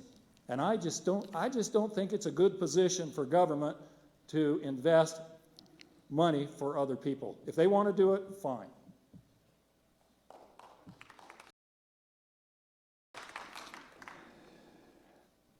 Right now, Colonel Bean, there's one USDA inspected plant in Albany County.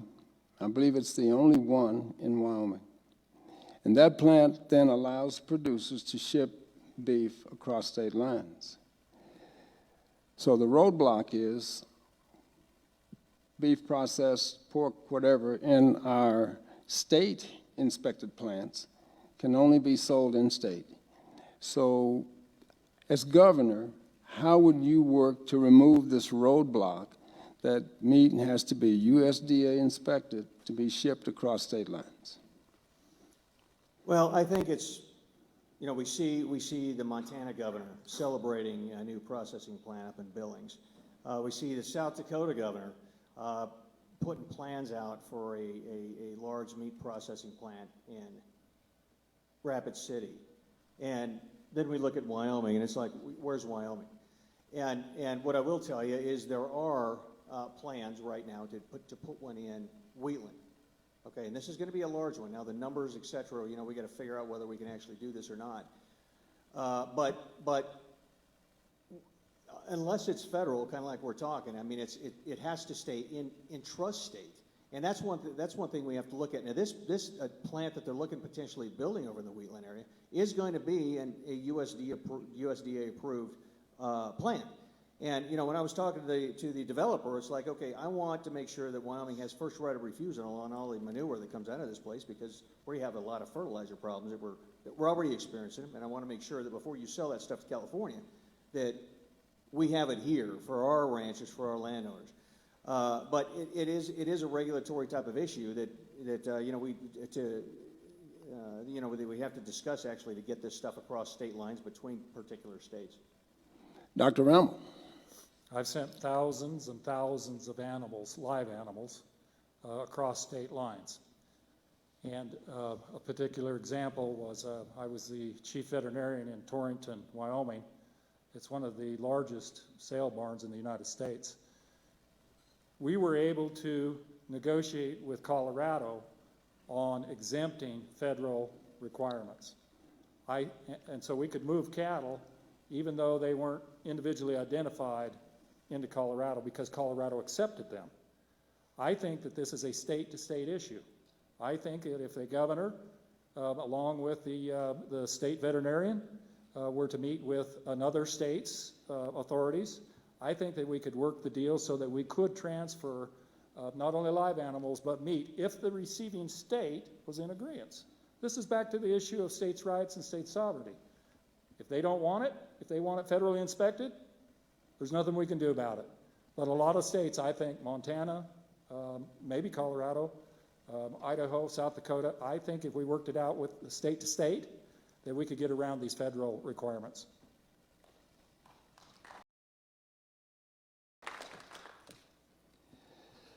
Dr. Rammel, many states in the United States, and even bordering Wyoming, do not require brand inspections. Nebraska primarily, eastern Nebraska. Some people within the state believe that brand inspections are taxation without representation and cost ranchers more money than the cost of stolen cattle.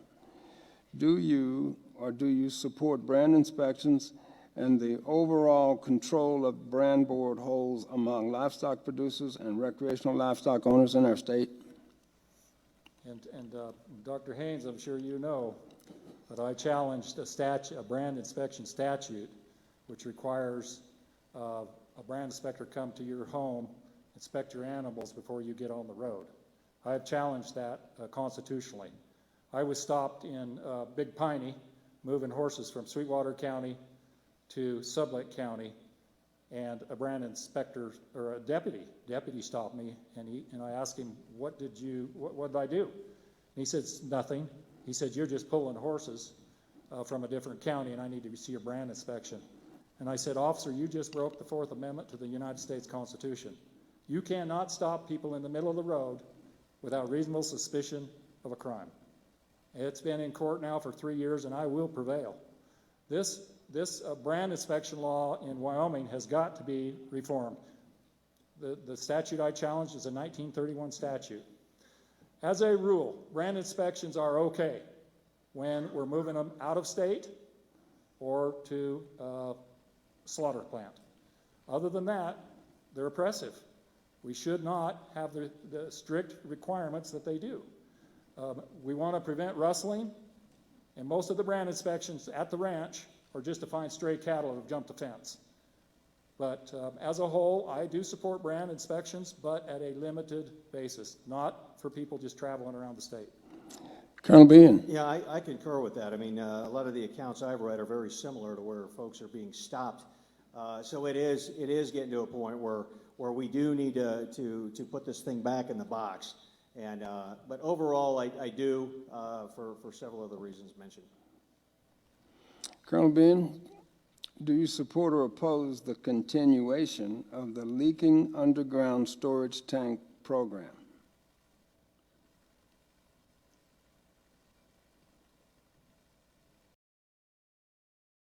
Like, and this is a matter of removing those old fuel tank. Is that what we're talking about here? Yeah. Okay. Yeah. I mean, we should pull those things out of the ground. Doctor. I'm sure that the EPA, this is a program by the EPA or overseen by the EPA. The Supreme Court decision, West Virginia versus the EPA, I'm praying will go a long ways for everybody in the United States. The EPA is an unconstitutional agency. They do not answer to the people. They're regulatory, and they should be removed. As far as the EPA in Wyoming over a leaky tank issue, I think that we have our own Department of Environmental Quality. I think they're very capable of handling issues like this. And yes, we shouldn't have leaky tanks, but we don't need to be under federal control. Wyoming's perfectly capable of taking care of this ourselves. Okay.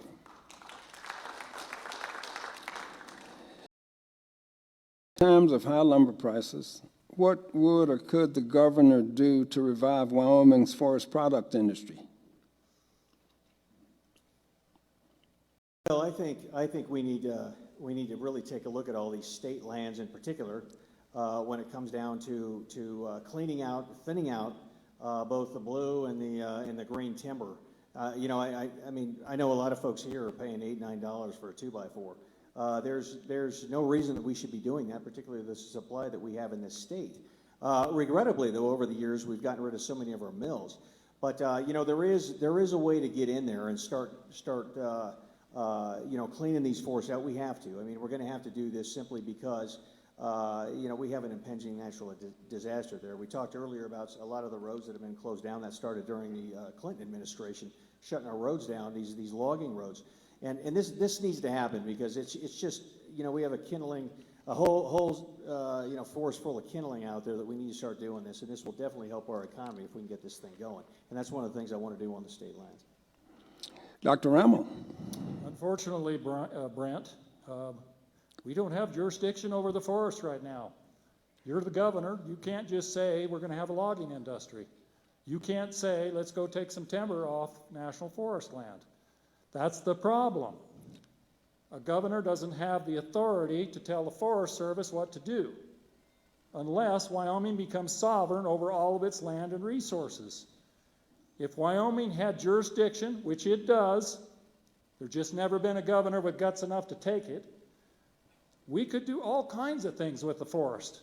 Control burn. I worked as a kid in the forest industry. My brother and I, we had our own little post and pole business. We would go up in the mountains and we would harvest post and poles and bring them down and sell them, and then we'd go ride bulls. That was our life. And I can tell you, I've been in the mountains a lot, and I know what these devastating forest fires will do. They're wasteful. They put a lot of CO2 in the air, which you'd think the environmentalists would be concerned about. I'm not. But we should be able to get control over the forests so that we can start doing some of these logging practices to prevent fires and to help our economy. Okay.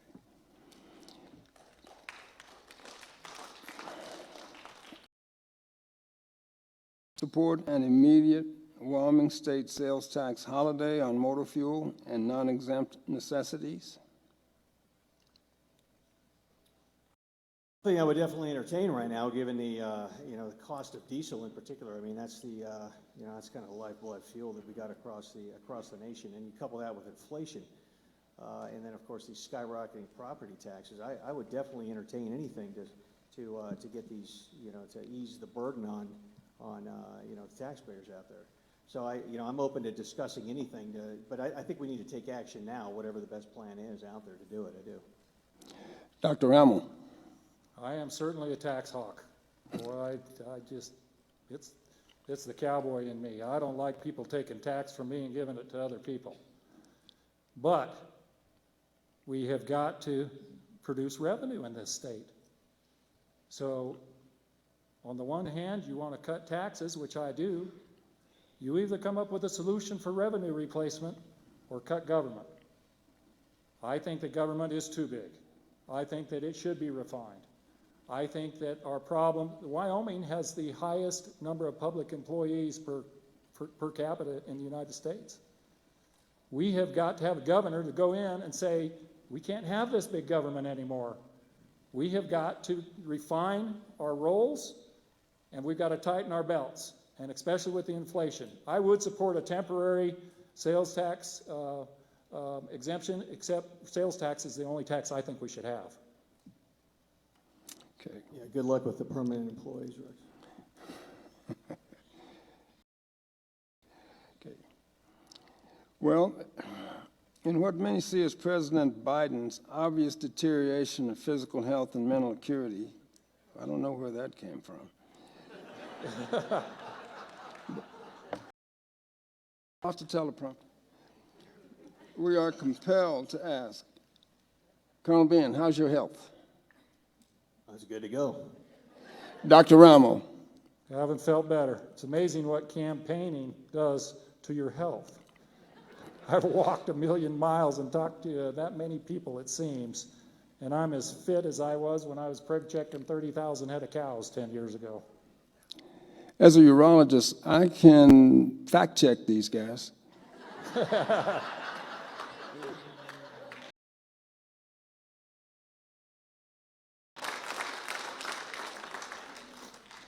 Okay, and thank you, and I do believe you're both in good health because you've been out there fighting the fight. And I'll take a second and thank these guys for running. It is not easy. It's a bite on every aspect of your life. So you guys want to serve our state. God be with you.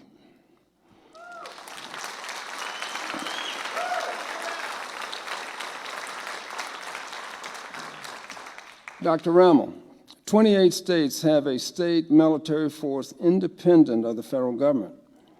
This is typically called a state guard, as opposed to the National Guard. This can be very important in filling the National Guard roles when the Guard is deployed out of state. Wyoming does not have a state military force. Do either of you, well, to you first, Dr. Rammel, do you support or reject the idea of a state guard? And why do you take that position? Well, the Second Amendment states a well-regulated militia. It's a constitutional issue that we have state militia. And in January, when I throw the feds out of the state, we're going to need some of those guys.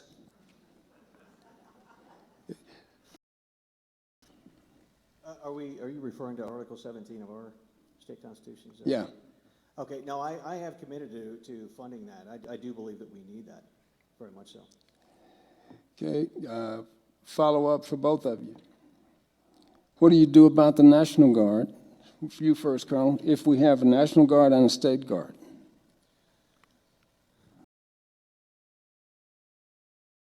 Is change the command climate in our Guard, because they got one mission, and that's to be ready for whatever the governor needs, or if for some reason it's a national issue, if it's trumped by the president. But that needs to happen. I think, and it is a matter of making sure that Guard force is ready, and I believe in the event that they are called for something on a national level, which has happened before, that we have to make sure that we have that force to back them up. Okay. Dr. Rammel? I think that a National Guard and a state militia are two very appropriate military organizations. A state militia would be involved in state matters. You wouldn't be sending these people to another state. They could voluntarily go, but I couldn't order them to do that. The National Guard is set up to take care of national emergencies, military issues. But one thing that I have felt strongly about is that we have a regular military that, and Brent served honorably overseas. I have a problem when they keep calling up National Guard members to go to Iraq or wherever to fight these wars. I think the National Guard should stay in the United States. And I think our regular military should be the ones protecting us outside of the United States. So I think as governor, if the president called on Wyoming National Guard to go to Ukraine or wherever, I would not allow that.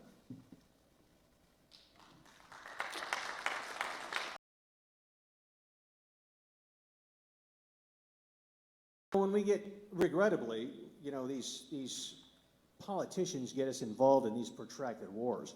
And what ends up happening, and those who served, we know that the deployment tempo is crazy. So what they end up having to do is activate these Title 32 forces, which are the ones we're talking about, vice to Title 10, which is the active duty. And that's the only way we've been able to sustain this. And that's why we need to make sure that we put those constitutionalists in our Congress across. This is across the nation to make sure that they're entering these wars on our best interest.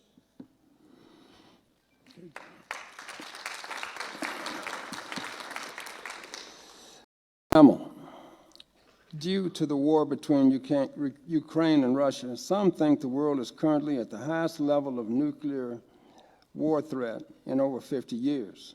And I'll add, for the past 2 generations, Russia, as part of their civil defense training, have taught their population how to survive a nuclear war, where we were taught you can't survive a nuclear war, so don't do anything.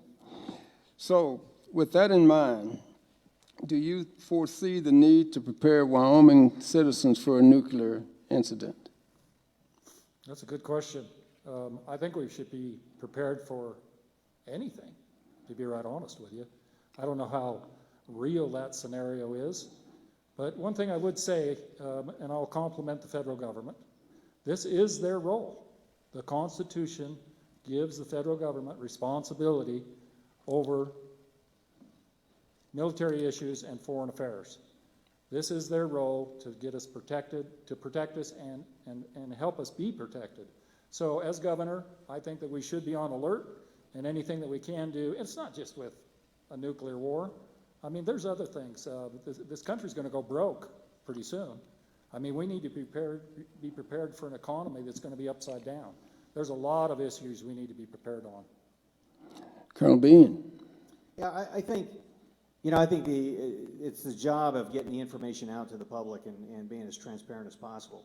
I don't think we're any closer, quite frankly, than we have been. I mean, we've heard saber rattling all through the Pacific with North Korea, et cetera, and a lot of it's simply saber rattling. But that is not to discount it by any means. So I do believe that we have to have the information out there, have the appropriate steps taken. But we also have a fantastic defense, and this again is a federal thing naturally with our Title 10 forces of actually preventing these things from actually entering into our hemisphere over here. Although that's not 100%, we know that. But it's a matter of making sure everybody's informed, making sure what they're supposed to do, they understand kind of what they're supposed to do.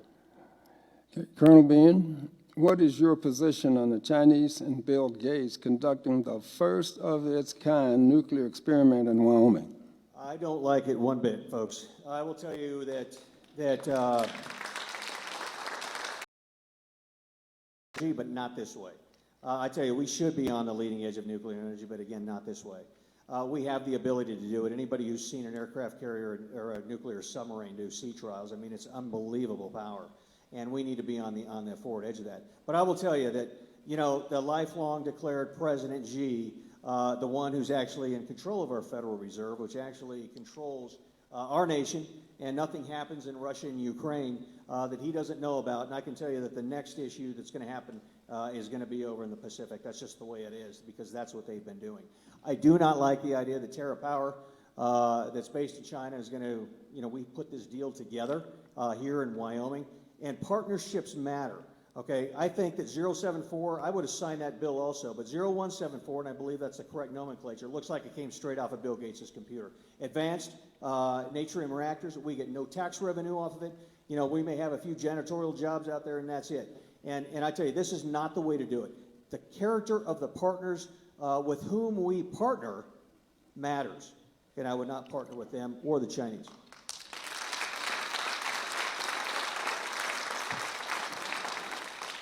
Dr. Rammel. The part that I don't like about it is that it was pretty much put through by federal permitting, federal agencies. It's on BLM ground. I don't like that Wyoming wasn't involved in it. I agree with Brent wholeheartedly on these foreign actors being involved in our state. But again, if we had control over our state, this would never have happened this way. Wyoming would have been making the decisions. Nuclear power can be productive, it can be clean, but the state needs to be in control of it. And if I'm the governor, well, number one, we're going to get control of the land, so we will get control of the plant, and we will be able to make decisions based on how they move forward.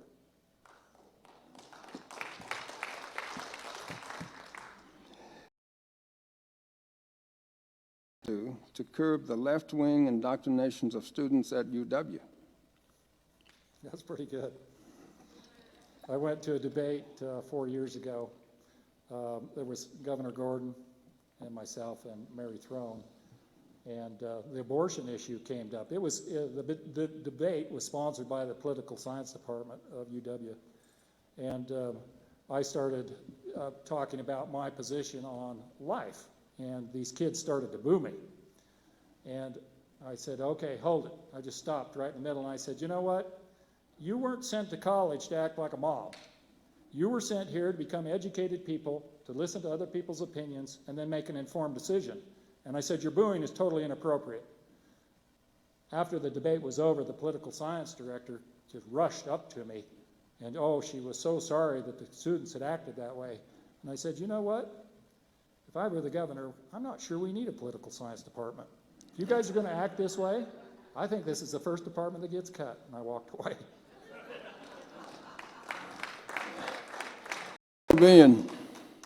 Well, I tell you, regrettably, we can't do it constitutionally, but the Board of Trustees needs to be elected. I tell you, I think that would set the tone for the entire university department. There was a bill that was recently run by one of our very conservative legislators that would actually allow, or there would be 2 Board of Trustees, per nomination that would be recommended to the governor.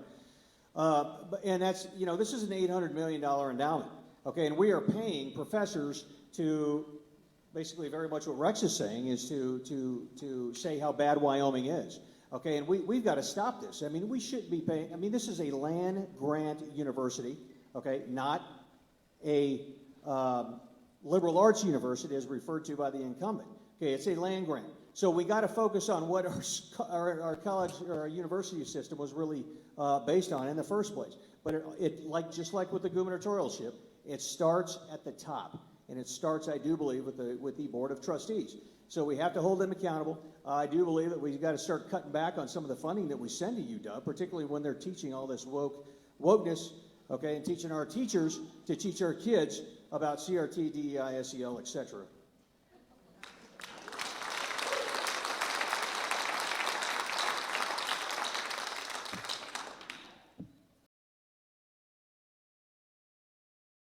Unelected State Board of Education.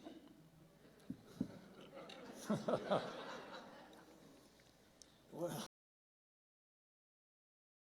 Board of State of Education, I tell you, they're bureaucrats. I mean, regrettably, it's I don't have their charter in front of me. I can tell you, but anybody who's unelected, okay, it's just like our public health director, okay, they are not accountable. Okay, that's why we have to demand accountable with these folks. And what they do, what they've done, what we see what's going on in our school system right now. We know that this wokeism is coming into our school, and we need to stop it. So I'd have to take a look at their charter and figure out exactly what they're doing. Okay, Dr. Rammel? Well, apparently their job is to make sure that Wyoming is one of the most expensive places to fund education in the United States. That seems like their intention. You know, Governor Gordon, he created a task force. If I remember the acronym, it was RIDE. And I found that interesting that the chairman of the task force said that the school curriculum was not the responsibility of the parents. And I thought, this has got to be stopped. We have got liberal agents inside of our school system. They hold us hostage. They threaten politicians that if you do not see things their way, that they will get you unelected. I actually interviewed with the WEA, Wyoming Education Association. They have never, ever supported me. And they said, do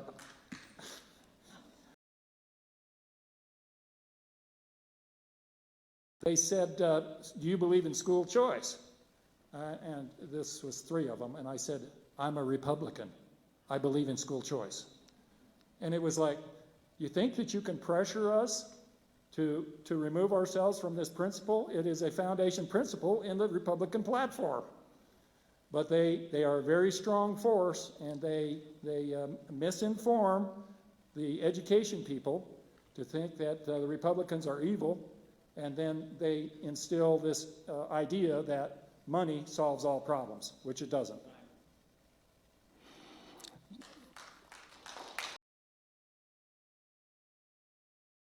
There are at least 3 dozen references to public morals and decency in our statutes and state constitution.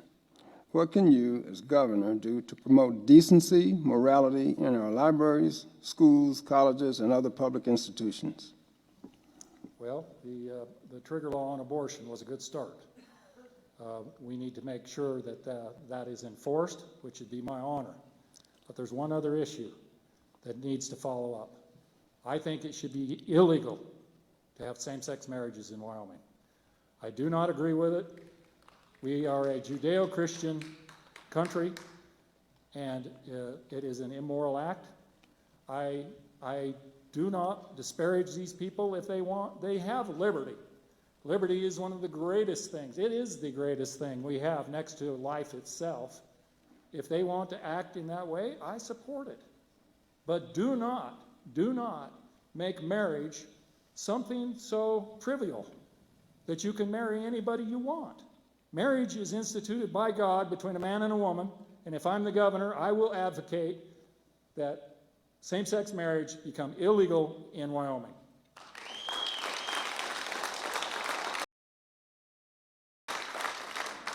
Colonel. Well, I think one of the points you were alluding to were a lot of the books, the publications that we've seen in our libraries that are filled with whatever type of or whatever form of pornography that's actually not being kept or not being whatever you want to call it from our children. And this is completely unsatisfactory, folks. And this is happening. I know it's in Gillette. I know it's in several other places around the state. And, you know, we have ratings on movies, but we don't have it on these books. And somehow it's our children have access to this type of literature. And it's completely unacceptable.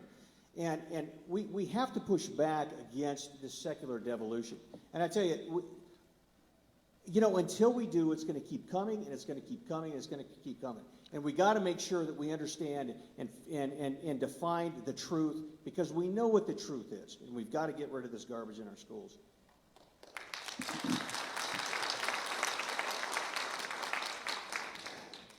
Ben, do you think that it's constitutional for the federal, state, or local government, an employer or place of business to require a vaccine in order for an employee to keep their job? Absolutely not. I do not at all.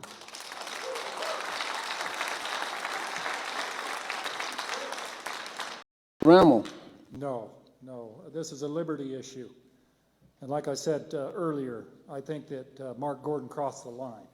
I don't think, the governor's not the king. He doesn't make the rules. He enforces the law. And the law is that we have a right to life, liberty, and property. And those should be respected. I would never, ever make a mandate on anybody's liberty, ever, no matter what the excuse.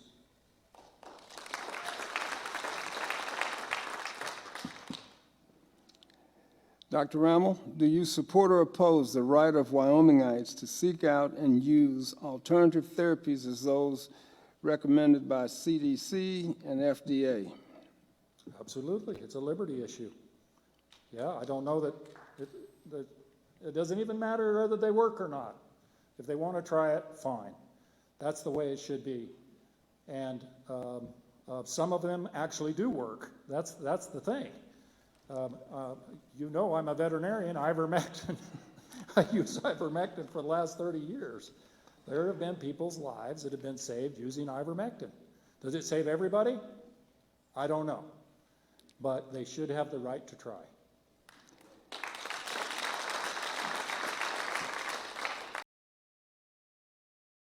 Between the doctor and the patient, for crying out loud. The government has no business getting in the middle of that.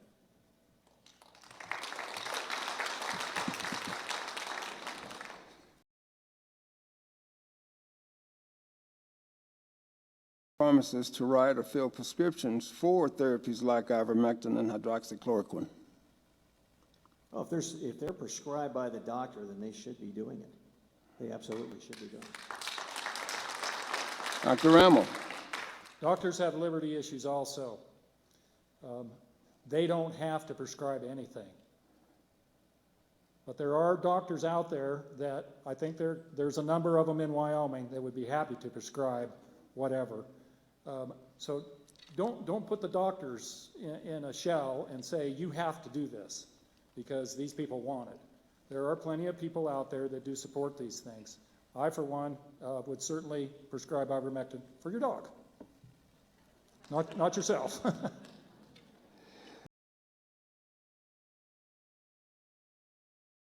System strong that do not include getting a vaccine? Oh, certainly. I have a master's degree in nutrition and reproduction. In veterinary medicine, we rely on the idea that it's better to prevent disease than to treat disease. And so nutrition, adequate nutrition is the key, not just for animals, but people. If you're healthy and you've got a good nutritional program, your immune system will be strong in almost all cases. And I would take this on as a mantle issue as governor and say, you know, if you want to be healthy, this is the way to do it. And as a doctor, I think that people would respect my opinion, and maybe we could make everybody a little bit healthier.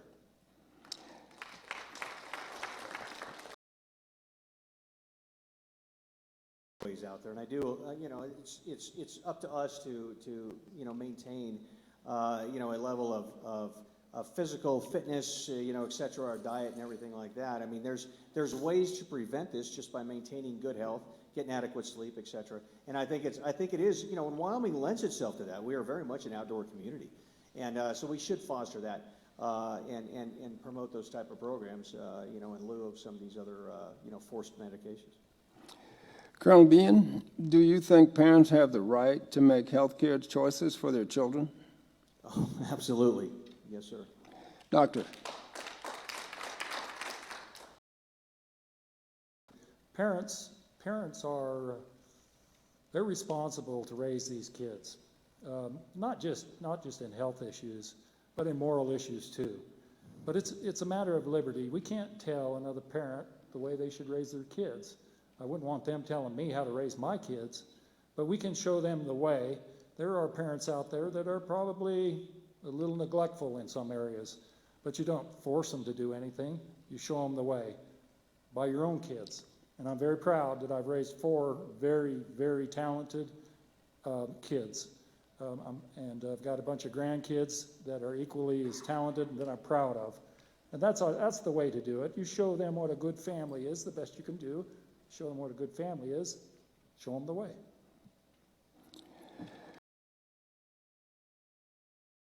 Legislation that protects a patient's right to have an advocate and or loved one with them in the hospital to fight for their rights of care. I would, particularly, yes, I would. Doctor, Yes, certainly.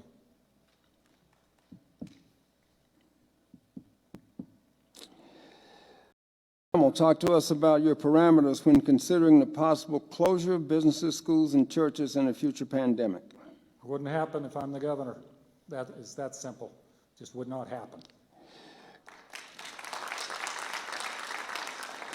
Colonel, Folks, there is no way I would close this state down. Being familiar with the state pandemic plan and the national pandemic plan, we didn't even come close to the metrics to where you even start talking about shutting things down and start talking about these measures. You know, it's one of those things to where, you know, we quarantine the sick, not the healthy. And that's exactly what happened here. And folks, that's one of the main reasons I'm running, okay? Because nobody's going to take my freedom away from me again, period. Dr. Haynes, follow up. yes, Governor Gordon, 30 seconds. Governor Gordon, he kept saying it's the Director of Health's decision that these mandates be put in place. Well, guess who appointed the health director? It was Governor Gordon. I think it was a very weak position that he took. I think he tried passing the buck, and that's not something you can do as governor. The governor is the top elected official. If your appointees aren't doing their job, and I'm talking about all the appointees across Wyoming, if they're not doing their job, it reflects on the governor because he could replace them and he should have in that situation, but he didn't. Governor Gordon, your rebuttal.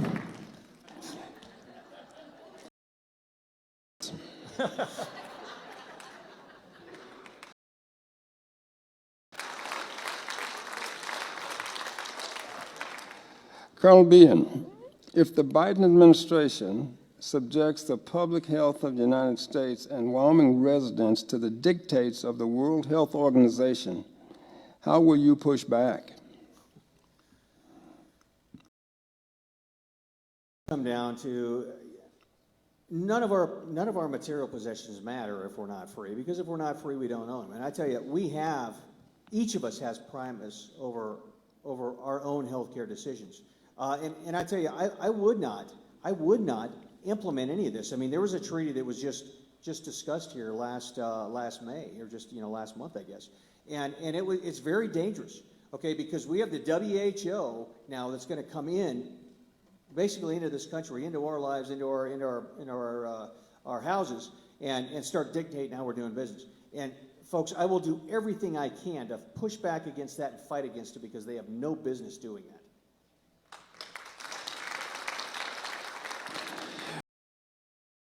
State of our society, the federal government enters into compacts with WHO or whoever, and then they tell us how to live our lives. That is America's problem today. And the solution is for the states to say no more. We're not taking it. We don't recognize your authority in this area. We nullify their decisions. And in this case, say, go ahead. You can accept whatever you want, but we're not doing it.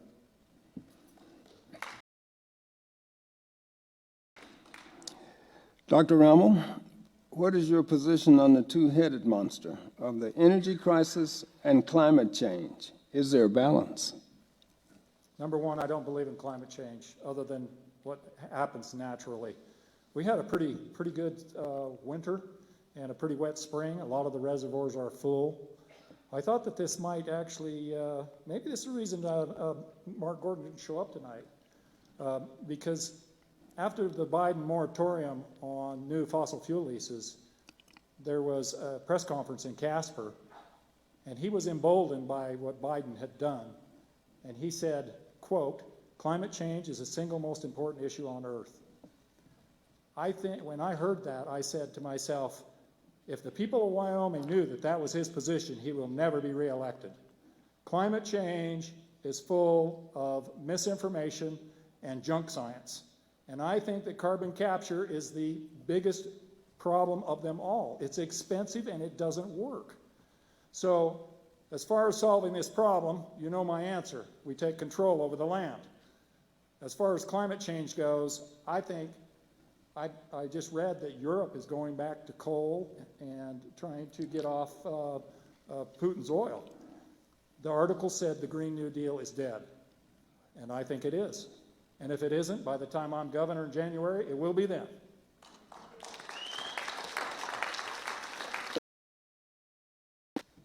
Well, I don't believe at all in this man-made climate change hoax. I mean, it's very much a globalist agenda.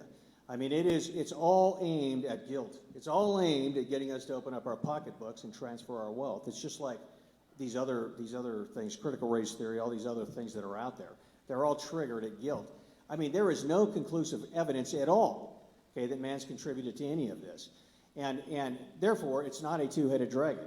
Okay, some of these other things that we've been talking about, when it does come down to energy, I do want to make sure we posture ourselves to go after these states that are preventing us, okay, or at least issuing the permits on these coal ports, to make sure we're postured, okay, to export and sell our minerals to whomever we want to sell them to.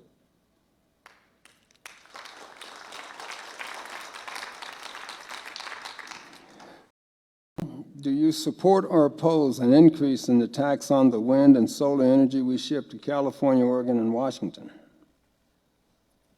Oh, shoot, I tell you what, that's the only tax increase I probably would. And, I think one thing we got to look at there is use. I think there's a way that we can actually, we're kind of looking at it, okay, can we adjust use tax to where it's actually more beneficial to Wyoming, depending upon how much they're actually used. So, I don't have any issues. I mean, that's the one increase for energy export that I do think is very beneficial to the state. Doctor. It's a natural resource just like anything else. And if it generates power that can be sold, it should be taxed. Just like coal, oil, gas, trona, timber, water, they all should pay an equal share because it is Wyoming. It is Wyoming property.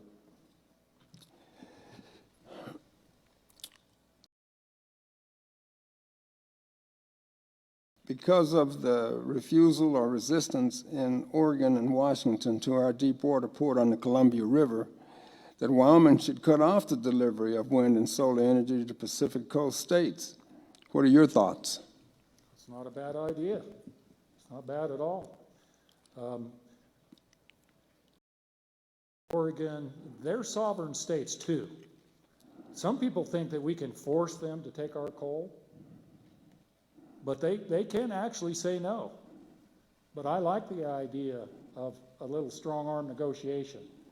Say, well, you take our coal, maybe we'll send you some of our electricity. I love that idea. Colonel. Well, we're not asking Washington and Oregon to take our coal. What we're doing is opening that coal port so we can actually export coal through it. And but no, I think if it's a viable way of doing that, and with these other states, I'm definitely would definitely consider it. Thank you.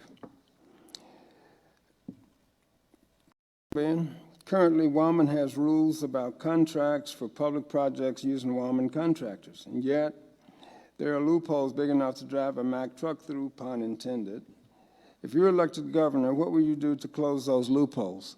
The law is Wyoming contractors, I think, get a 15% advantage over out-of-state contractors on bidding state projects. And this is a matter of keeping it in state. Right. Okay. Well, I think we look for obviously the best bang for the buck on this, and the one disadvantage we do have here in Wyoming is obviously with a lower population, we don't have a lot of those larger contractors here. But I do think that we should try to keep as much business in this state as we can, as much of these contracts in this state as we possibly can. And we just hope that these guys are able to come in at the correct bids or the right bids, I guess, to where we can actually keep using and execute these contracts. Dr. Ramel? I absolutely support contracts going to Wyoming contractors and Wyoming employees. I think that this is, it's not only the proper thing to do, but it makes sense for Wyoming also. I think a lot of cases these guys may be able to do it cheaper, or we should help them. So let's keep the money in Wyoming all the way. Dr. Ramel, would you support or oppose the abolishment of the Wyoming Liquor Commission? Repeat the question, please. Would you support or oppose the abolishment of the Wyoming Liquor Commission? Don't drink, but I do.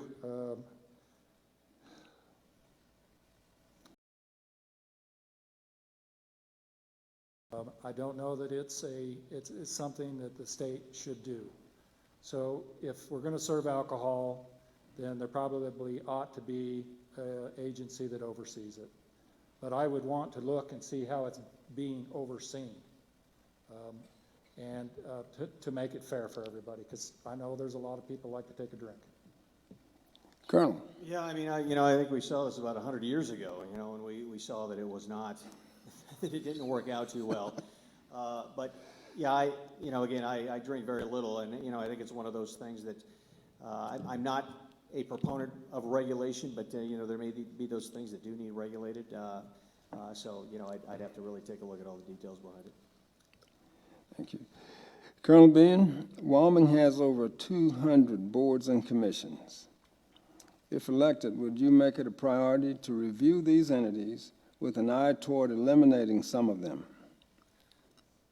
Sir, I would. I tell you, it seems like every time our legislature meets, there's a new board, there's a new committee, there's a new something that comes out of it, and of course we're on the hook to pay for these things in perpetuity. So we need to. I mean, this is one of the things, when it comes down to curtailing and streamlining government that I'm very focused upon.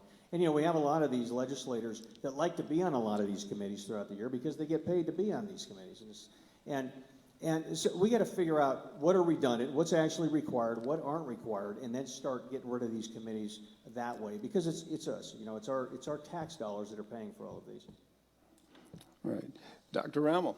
I certainly would like to take a look at all of these boards. I'm regulated by the Board of Veterinary Medicine and the Board of Pharmacy, and I've been thinking about this quite a bit, actually. If there's any little thing that somebody complains about, they don't like the service, they don't like how their pet was treated, whatever, they can file a complaint, and then there's a full investigation. And these boards, they license people. And I thought, can you license a person's right to work?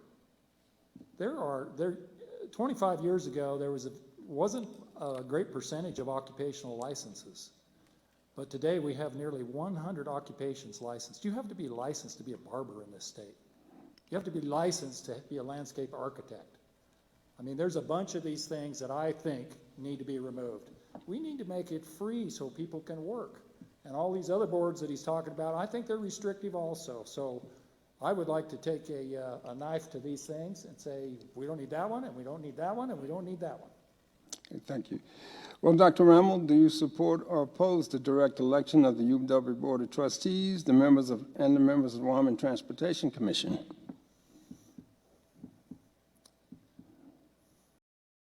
I think elections is the fair way, that the people get what they want. I think that elections have consequences, and if they're not doing their job, they can be voted out. Sir, I Colonel. absolutely support the same. We're told that Colonel Bean, we're told that the cost of our state government is too high by the Alvarez-Marcel Efficiency Report. It says we can deliver all of our current services using much less money. What will you do to cut the cost of government while preserving public services?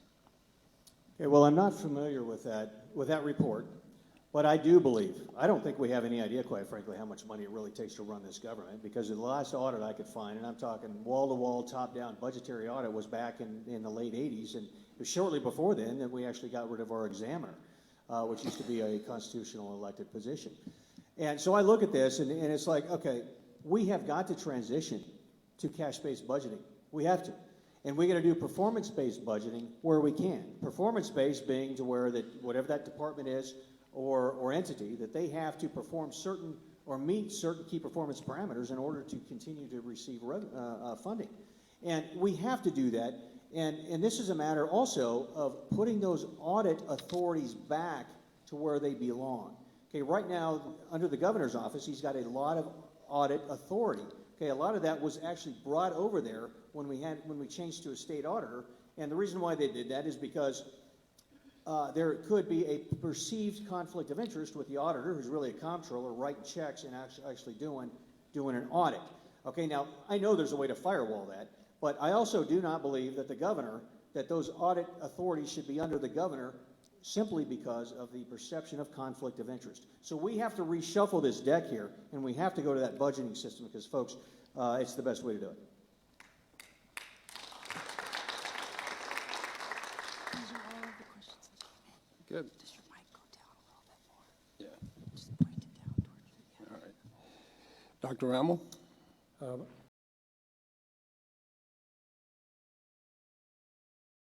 The pay increased pretty much across the board for state employees because they said we're hemorrhaging state employees. And we know that our teachers, a lot of them would like to leave if they could. A recent survey, they said 65% of the teachers would like to leave. So I think there's evidence that there's turmoil inside our government. I think that people feel underappreciated. And the biggest thing is I think that they don't like instability. When the budget gets cut and then they start firing people, laying people off, I think it naturally would make everybody nervous. And I think that's why we're hemorrhaging state employees. So what I think that we need to do is, I don't think there's any question that the government is larger than it needs to be in the state of Wyoming. I think what we need to do is go into each department, sit down and do an audit, however we need to do it, and refine their mission and move some of the employees away, maybe into a different area. We're going to have 30 million acres to manage here shortly, so we could move some of them that way. But if we have a refined mission for the agencies, the people that are in there can be paid more and taken care of more, and they won't have the insecurity that we have right now with our budget upheaval.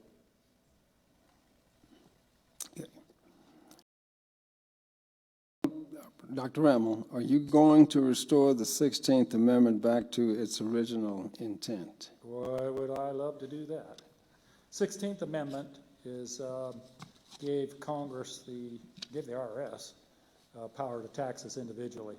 And I think that it was the point that America started to fall. Because now the federal government was able to raise all the revenue they needed through taxation of persons to fund their agencies, and it has grown into a monstrosity. And it would have to be a constitutional amendment.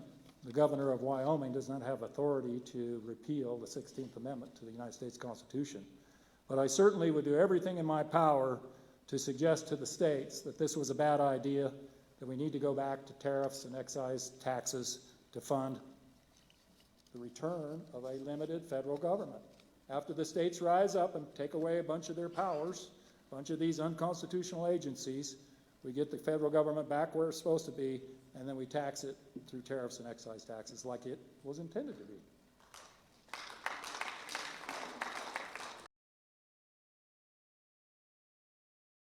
It said that, hey, we're going to give you a republic, but once they figured out, once the folks figured out that they can, or our politicians can figure out that they can, vote themselves a raise and all these taxes, that it's very fragile from there.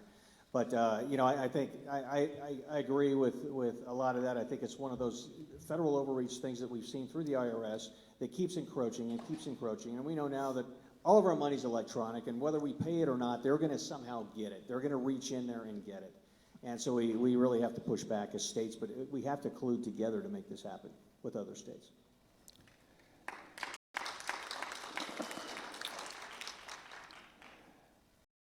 Handle a vaccine mandate on healthcare workers from hospital corporations based in other states that have different rules and laws from Wyoming. You remember Medicare, CMS mandated that every hospital receiving Medicare funds, their employees had to be vaccinated. How would you respond to that?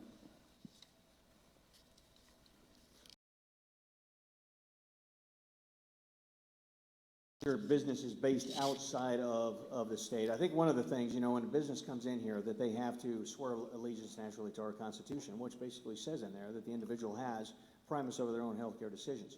I think it's one of those things to where you know, I'd have to look to see it all, but I mean, I would fight against that every bit, because these are Wyoming citizens that are being forced to do this, and they shouldn't be. That's even if they're a federal employee working here in Wyoming. I mean, I had a serious problem with this, even on the federal level, to where, you know, these people are Wyoming residents and they're being forced just because they have a federal job to do that. But it's like, wait a minute, they don't live in D.C., they live here.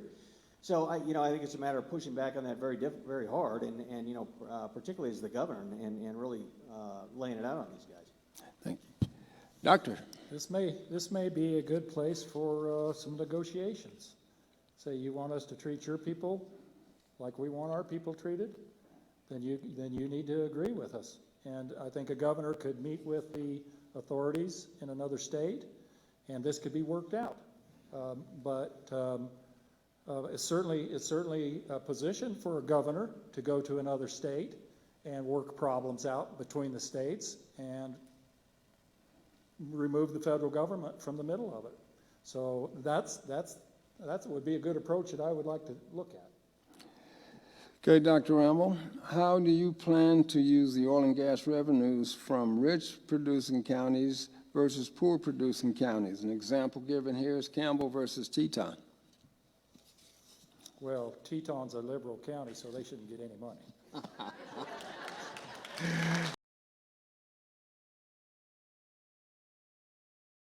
Evenly among the counties, because it's a Wyoming natural resource. It's not a county natural resource. All of the counties should be healthy. I grew up right next to Jackson, and I actually worked there as a veterinarian for a year, and I told my wife, I said, let's get out of here. I said, this is a communist county. I cannot stand it anymore. Jackson's a beautiful place, but the liberals have taken over.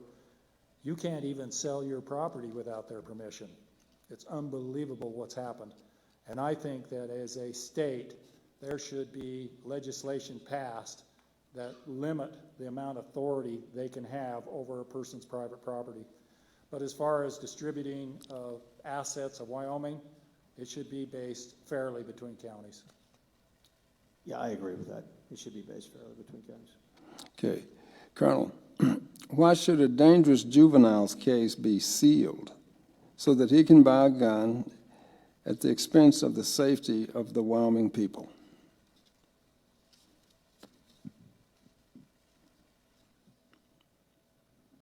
Be sealed. Okay, this is in response to a previous question that we talked about, right?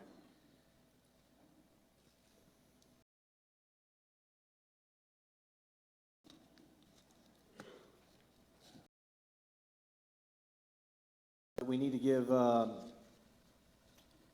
why should it be sealed? It probably shouldn't be sealed, to tell you the truth. It should probably be expunged, unless it's expunged, to actually do that. But I want to make sure that, you know, we give these young adults a fair shake when they come out, you know, in life. So, my stance on it. Okay. They have rights too, and we need to protect them. They're going to be our future citizens. We need to respect their privacy. If they've made mistakes, there will be people that know about it.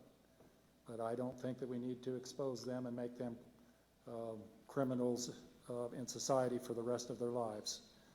I've said this, I had a lady that has a father-in-law that's been incarcerated in the Torrington prison for 22 years, of a 26-year sentence.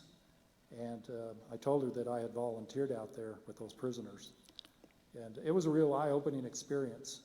And I believe that once a person has paid his debt to society, they should be treated equally like they have been forgiven. I believe in forgiveness. They of ostracizing them. And that's the kind of governor I would be. In fact, some of these guys have really harsh sentences. I guess Governor Gordon's only pardoned like 2 people. I would like to go through there and say, there's a bunch of these people probably ought to be their sentence commuted or pardoned. failed to sign an executive order kicking the federal government off and out of control of Wyoming land currently designated as BLM on your first day in office, will you resign on your second day in office? I will. I will. I told a friend of mine, I said, I said, I know I am. I said, but I have studied this issue for 20 years. And I said, I just simply know no other way to fix this state. And I said, why would I want to be the governor if I can't fix the state, if I can't help? I don't want to go down there and be yelled at because there's no money in the budget. I don't want to be the sounding board for people that are unhappy with the state. If we can't if we can't take over the public lands and get the natural resource money that rightfully belongs to us, my friends, I don't want to be the governor. I'm not doing this for an ego trip. I'm doing this to help people. I never wanted to be the governor. I'm doing this because I don't see anybody else stepping up.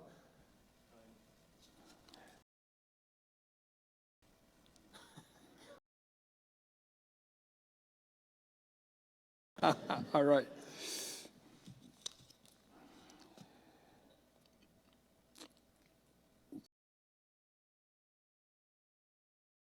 Straight the ground taken back from the feds.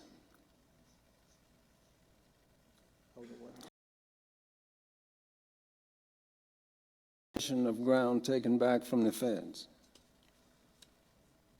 Well, and that's all part of it, right? Is you know, if we do get a decision, or you know, however we do this, you know, I do think we have to have a plan on that disposition. I mean, it's one thing to say that, hey, all of a sudden we're going to get all these mineral royalties. I think it's a whole different ballgame when you know, we know this overreaching federal government is surrounding states. You know, you know, they get a vote in this too, right? So, you know, it's one of those things that, you know, you know, that's tough talk, but the reality of it is, you know, we're so far down this lane of federal overreach that, you know, it's one of those things we have to be very well prepared for. Particularly, that's why if we go through the legal course of action, that at least we have, you know, the ability to sit there and plan for its disposition. Dr. Rammel.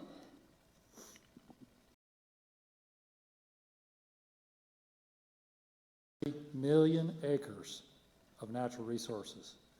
The federal government has taken over $1 billion just in their half of the royalties over the last few years.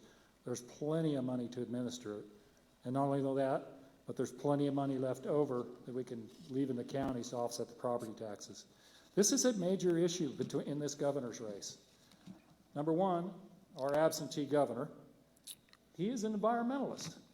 He does not want to see the state take control over the public lands. He's even said it publicly. He never opposed 30 by 30, which all the red state western governors did. He was the only governor not to sign that letter. Mark Gordon would have the federal government control Wyoming and eliminate our fossil fuel industry. He always talks carbon capture, which is an anti-fuel message. But then you get Brent and I. Brent would like to do something about it, but he's not willing to do what I'm willing to do. If you can fly our coal out of here, I guess that's great. But you know, once we start doing that, we are looking at threats to railroads, threats to commerce, etc. Again, by government issues, you know, in surrounding states. So it's a little bit harder than we think to get revenue off our minerals if we go down that road. Rebuttal, please. Dr.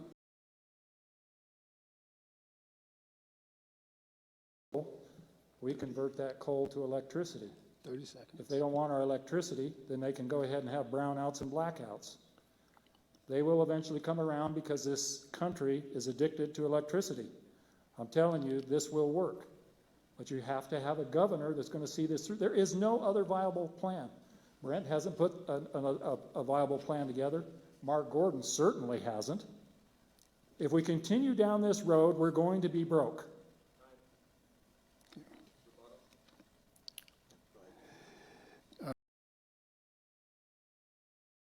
Exodus of healthcare workers by 2025. What can you do as governor to attract and keep healthcare workers in the state of Wyoming so citizens do not lose access or quality?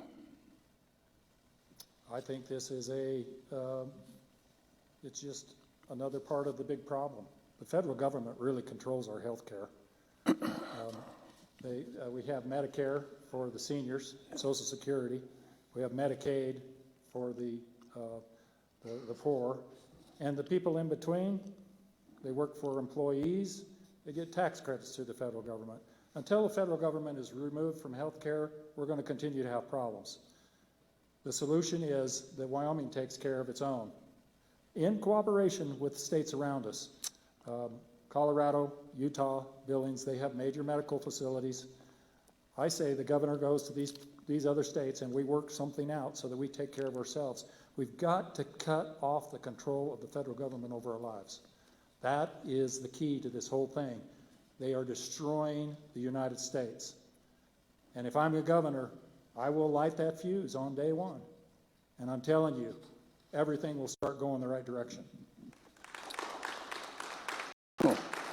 You know, I think back after Obama's inauguration in 2009, there was a reason why he expended so much political capital to get the ACA passed. And I tell you, that's because if you control people's health care, you control them, and that's exactly what's gone on. I think we've seen that around our state. I know that there's a lot of state medical professionals that haven't had a raise in a long time, in years, as a matter of fact. And, you know, I think we got to look at that. We have to look at our requirements. But there is a way, I know, to re-privatize this, whether it's, and that may not be the only way. You know, I think this is a combination of what is the best way that actually suits Wyoming. And I think we have a small enough population that we can actually to be a model program around the nation. But we do have to push back on a lot of this federal, I mean, they're in everything, absolutely everything. And we got to make sure that the medical professionals out there have the backing of us to make sure that, you know, we can push back against the overreach. How do you plan to protect, control, maintain, and care for the lands that are currently held by the government when we get control of it?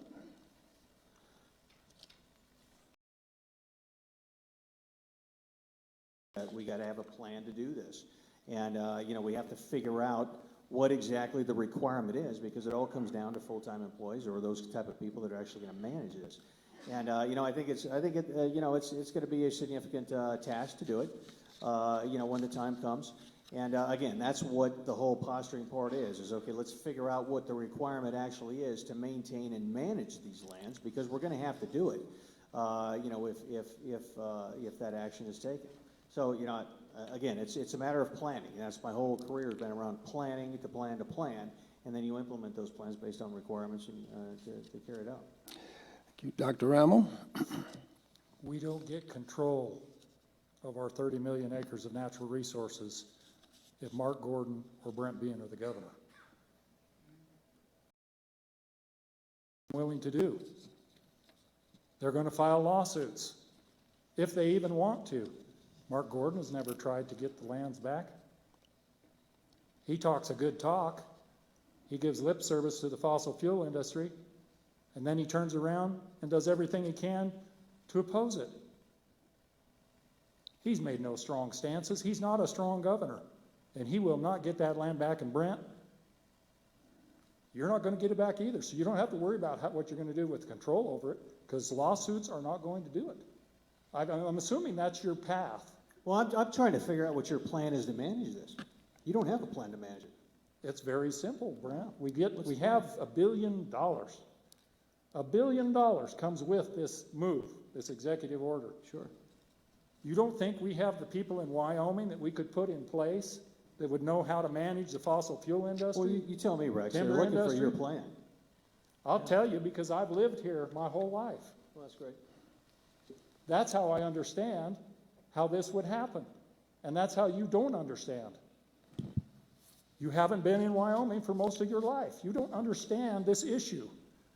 And this is an important thing in the governor's race. Governor Gordon, he doesn't even want it to happen. Brent, he's not even sure what the fight's about. And he has no plan to take care of it. Unless I'm elected, the state of Wyoming will continue to go downhill. Time. Yeah, Rick, You mentioned Rex, this you. is about leadership. But it has to be, it has to be planned, and that's one thing that I don't see anything here as a plan from you. What part of the plan don't you understand, Brent? Time. Specifics. Okay. Finally, they disagreed on something.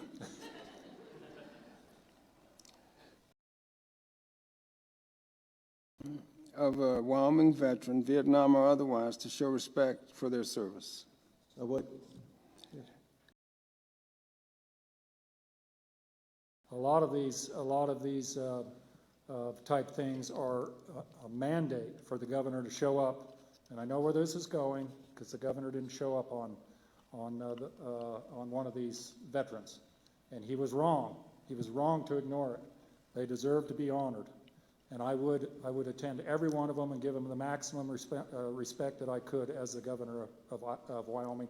And not only that, but not just with the veterans. There are other people that deserve honor when they're deceased, and the governor needs to be there and support them. Okay. Final question, and this is germane to the conservative movement. Will one of you drop out come July 31st if neither of you are ahead of Governor Gordon and throw your support behind the other one? You first, Colonel. Doctor. Yes, if I can't win, why go forward? I'm not interested in Mark Gordon getting reelected. I think he's bad for the state.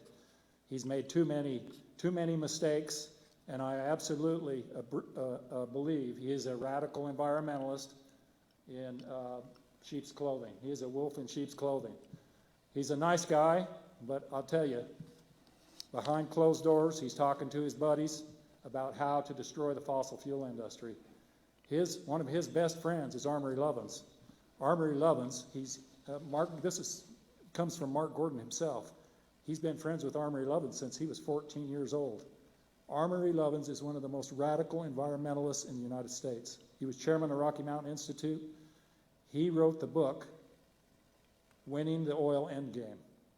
This is one of Mark Gordon's best friends. I'm telling you, he has got to go. And if there's something I can do about it, I would. Well, that concludes our questions, but this pledge to unify the conservative movement before the actual primary election is historic. In all of my time in Wyoming, it's been a topic, and during my campaigns, it's been a topic. We have never had a commitment like that, and I think we need to commend these two gentlemen for making that commitment. So we have a chance now. We have a chance.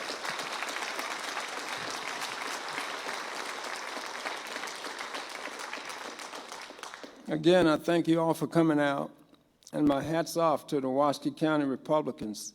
You guys are serious, and you're always an inspiration whenever I'm up here.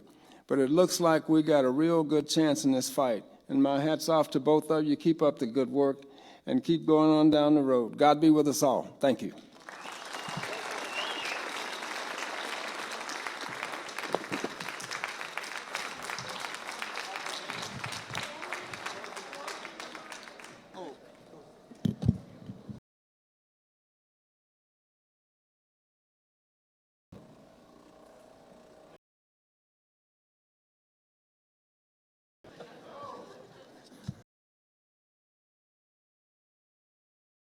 Some stuff you probably ought to use. Well, yeah, usually I have something a little bit different, but folks, I tell you in closing, and I'll make this quick here, is we are in a difficult position right now with skyrocketing inflation, property taxes, fuel prices coupled with the aftermath of COVID. We've talked a lot about these issues tonight, but we are still recovering from the COVID fiasco and lockdowns where thousands lost their jobs, small businesses won't open up again. And it was a stunning and shocking attack on our civil liberties in direct violation of our constitutional rights, all based on a false narrative, okay, based in the Marxist ideology of compliance, conformance, and control. By taking federal relief funds, a price tag was placed upon our freedom. Okay, freedom is priceless. I will not shut Wyoming down, and Wyoming is strongest when Wyoming is freest. We must do whatever it takes to regain the trust of our citizenry. Voter integrity is essential to preserving our constitutional republic and is the cornerstone of our democracy. To begin, we must end crossover voting, as we discussed tonight, and ban ballot drop boxes. I will work with the Secretary of State to ensure that corrective measures are implemented as necessary to restore the confidence of our electorate. Every vote must count, but every vote must count for the intended recipient. The greatest challenge in restoring Wyoming's heritage begins with rebaselining our public education system. The destructive woke agenda has no place in Wyoming and must be replaced with traditional curricula and technical skills programs that do not teach our children to hate America. We must foster a strong public-private partnership to promote apprenticeship and journeyman programs across our state, thereby increasing or building self-esteem through better job placement aimed at curbing teen suicide. We must promote school choice vouchers and a system where the money follows the child, along with a system where our children are only bound by their capabilities. The root word of trustee is trust, and we must ensure that any board of trustees is trustworthy enough to prohibit destructive social engineering initiatives that denigrate our young people because of race.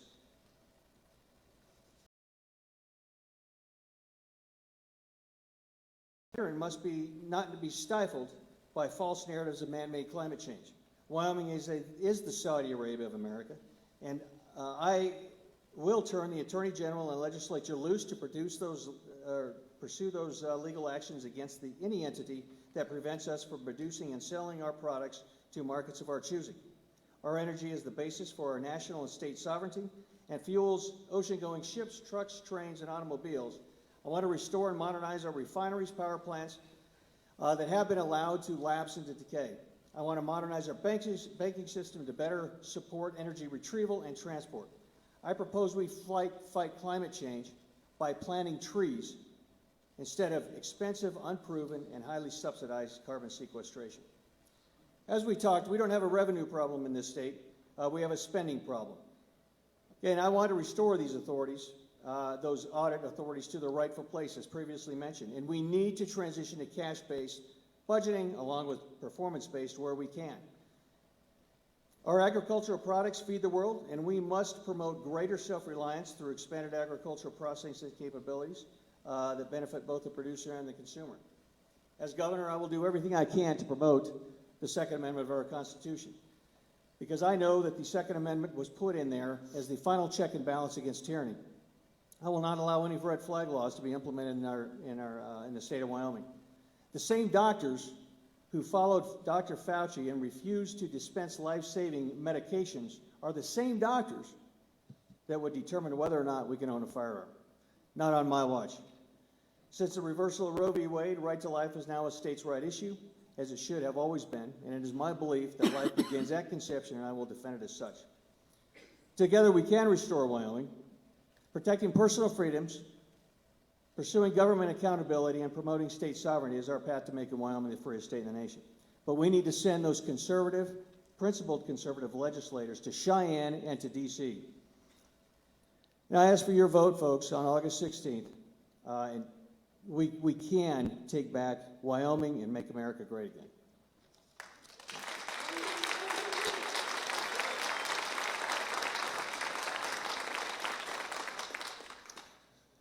Thank you. It's been an evening that I will remember. Dr. Haynes, you have been a mentor of mine for a long time, and you're worthy. You've been worthy to be a governor.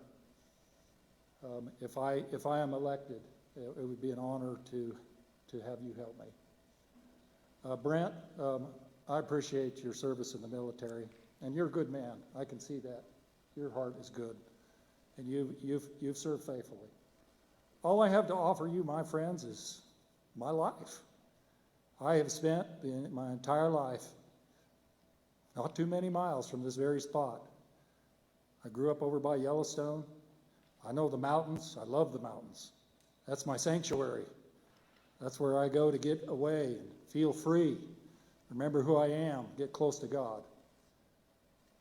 I've hunted and fished since I was a little boy. My earliest memory was with my dad and my 1 year younger brother in Coyote Meadows, Wyoming. bag. I think I was 3 years old. Those are the experiences that shape a person's life.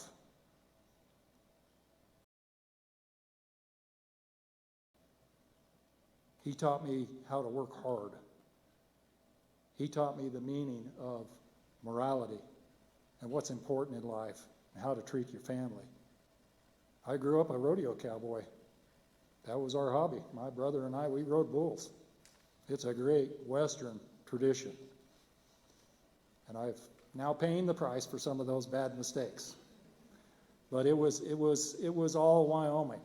The hunting, the fishing, the rodeo, working up in the logs, seeing forest fires, seeing wolves and grizzly bears, working with ranchers and farmers throughout my professional career, sitting there chute side, talking about the economy, how they're going to make the money, talking about hay prices, water issues.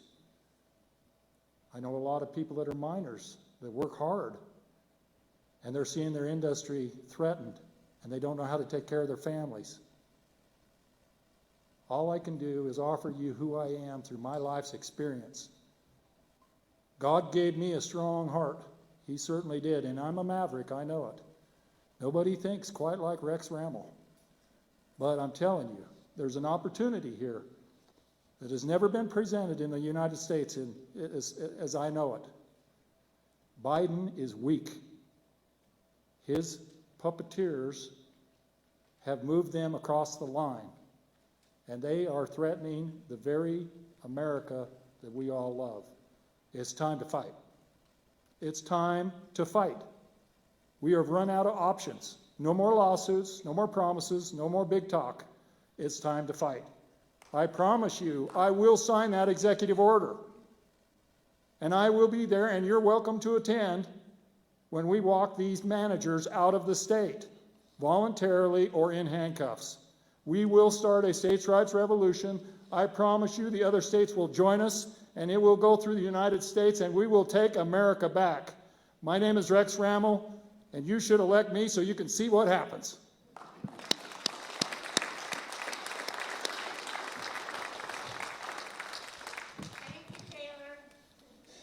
Thank you, guys. This has been wonderful. Gentlemen.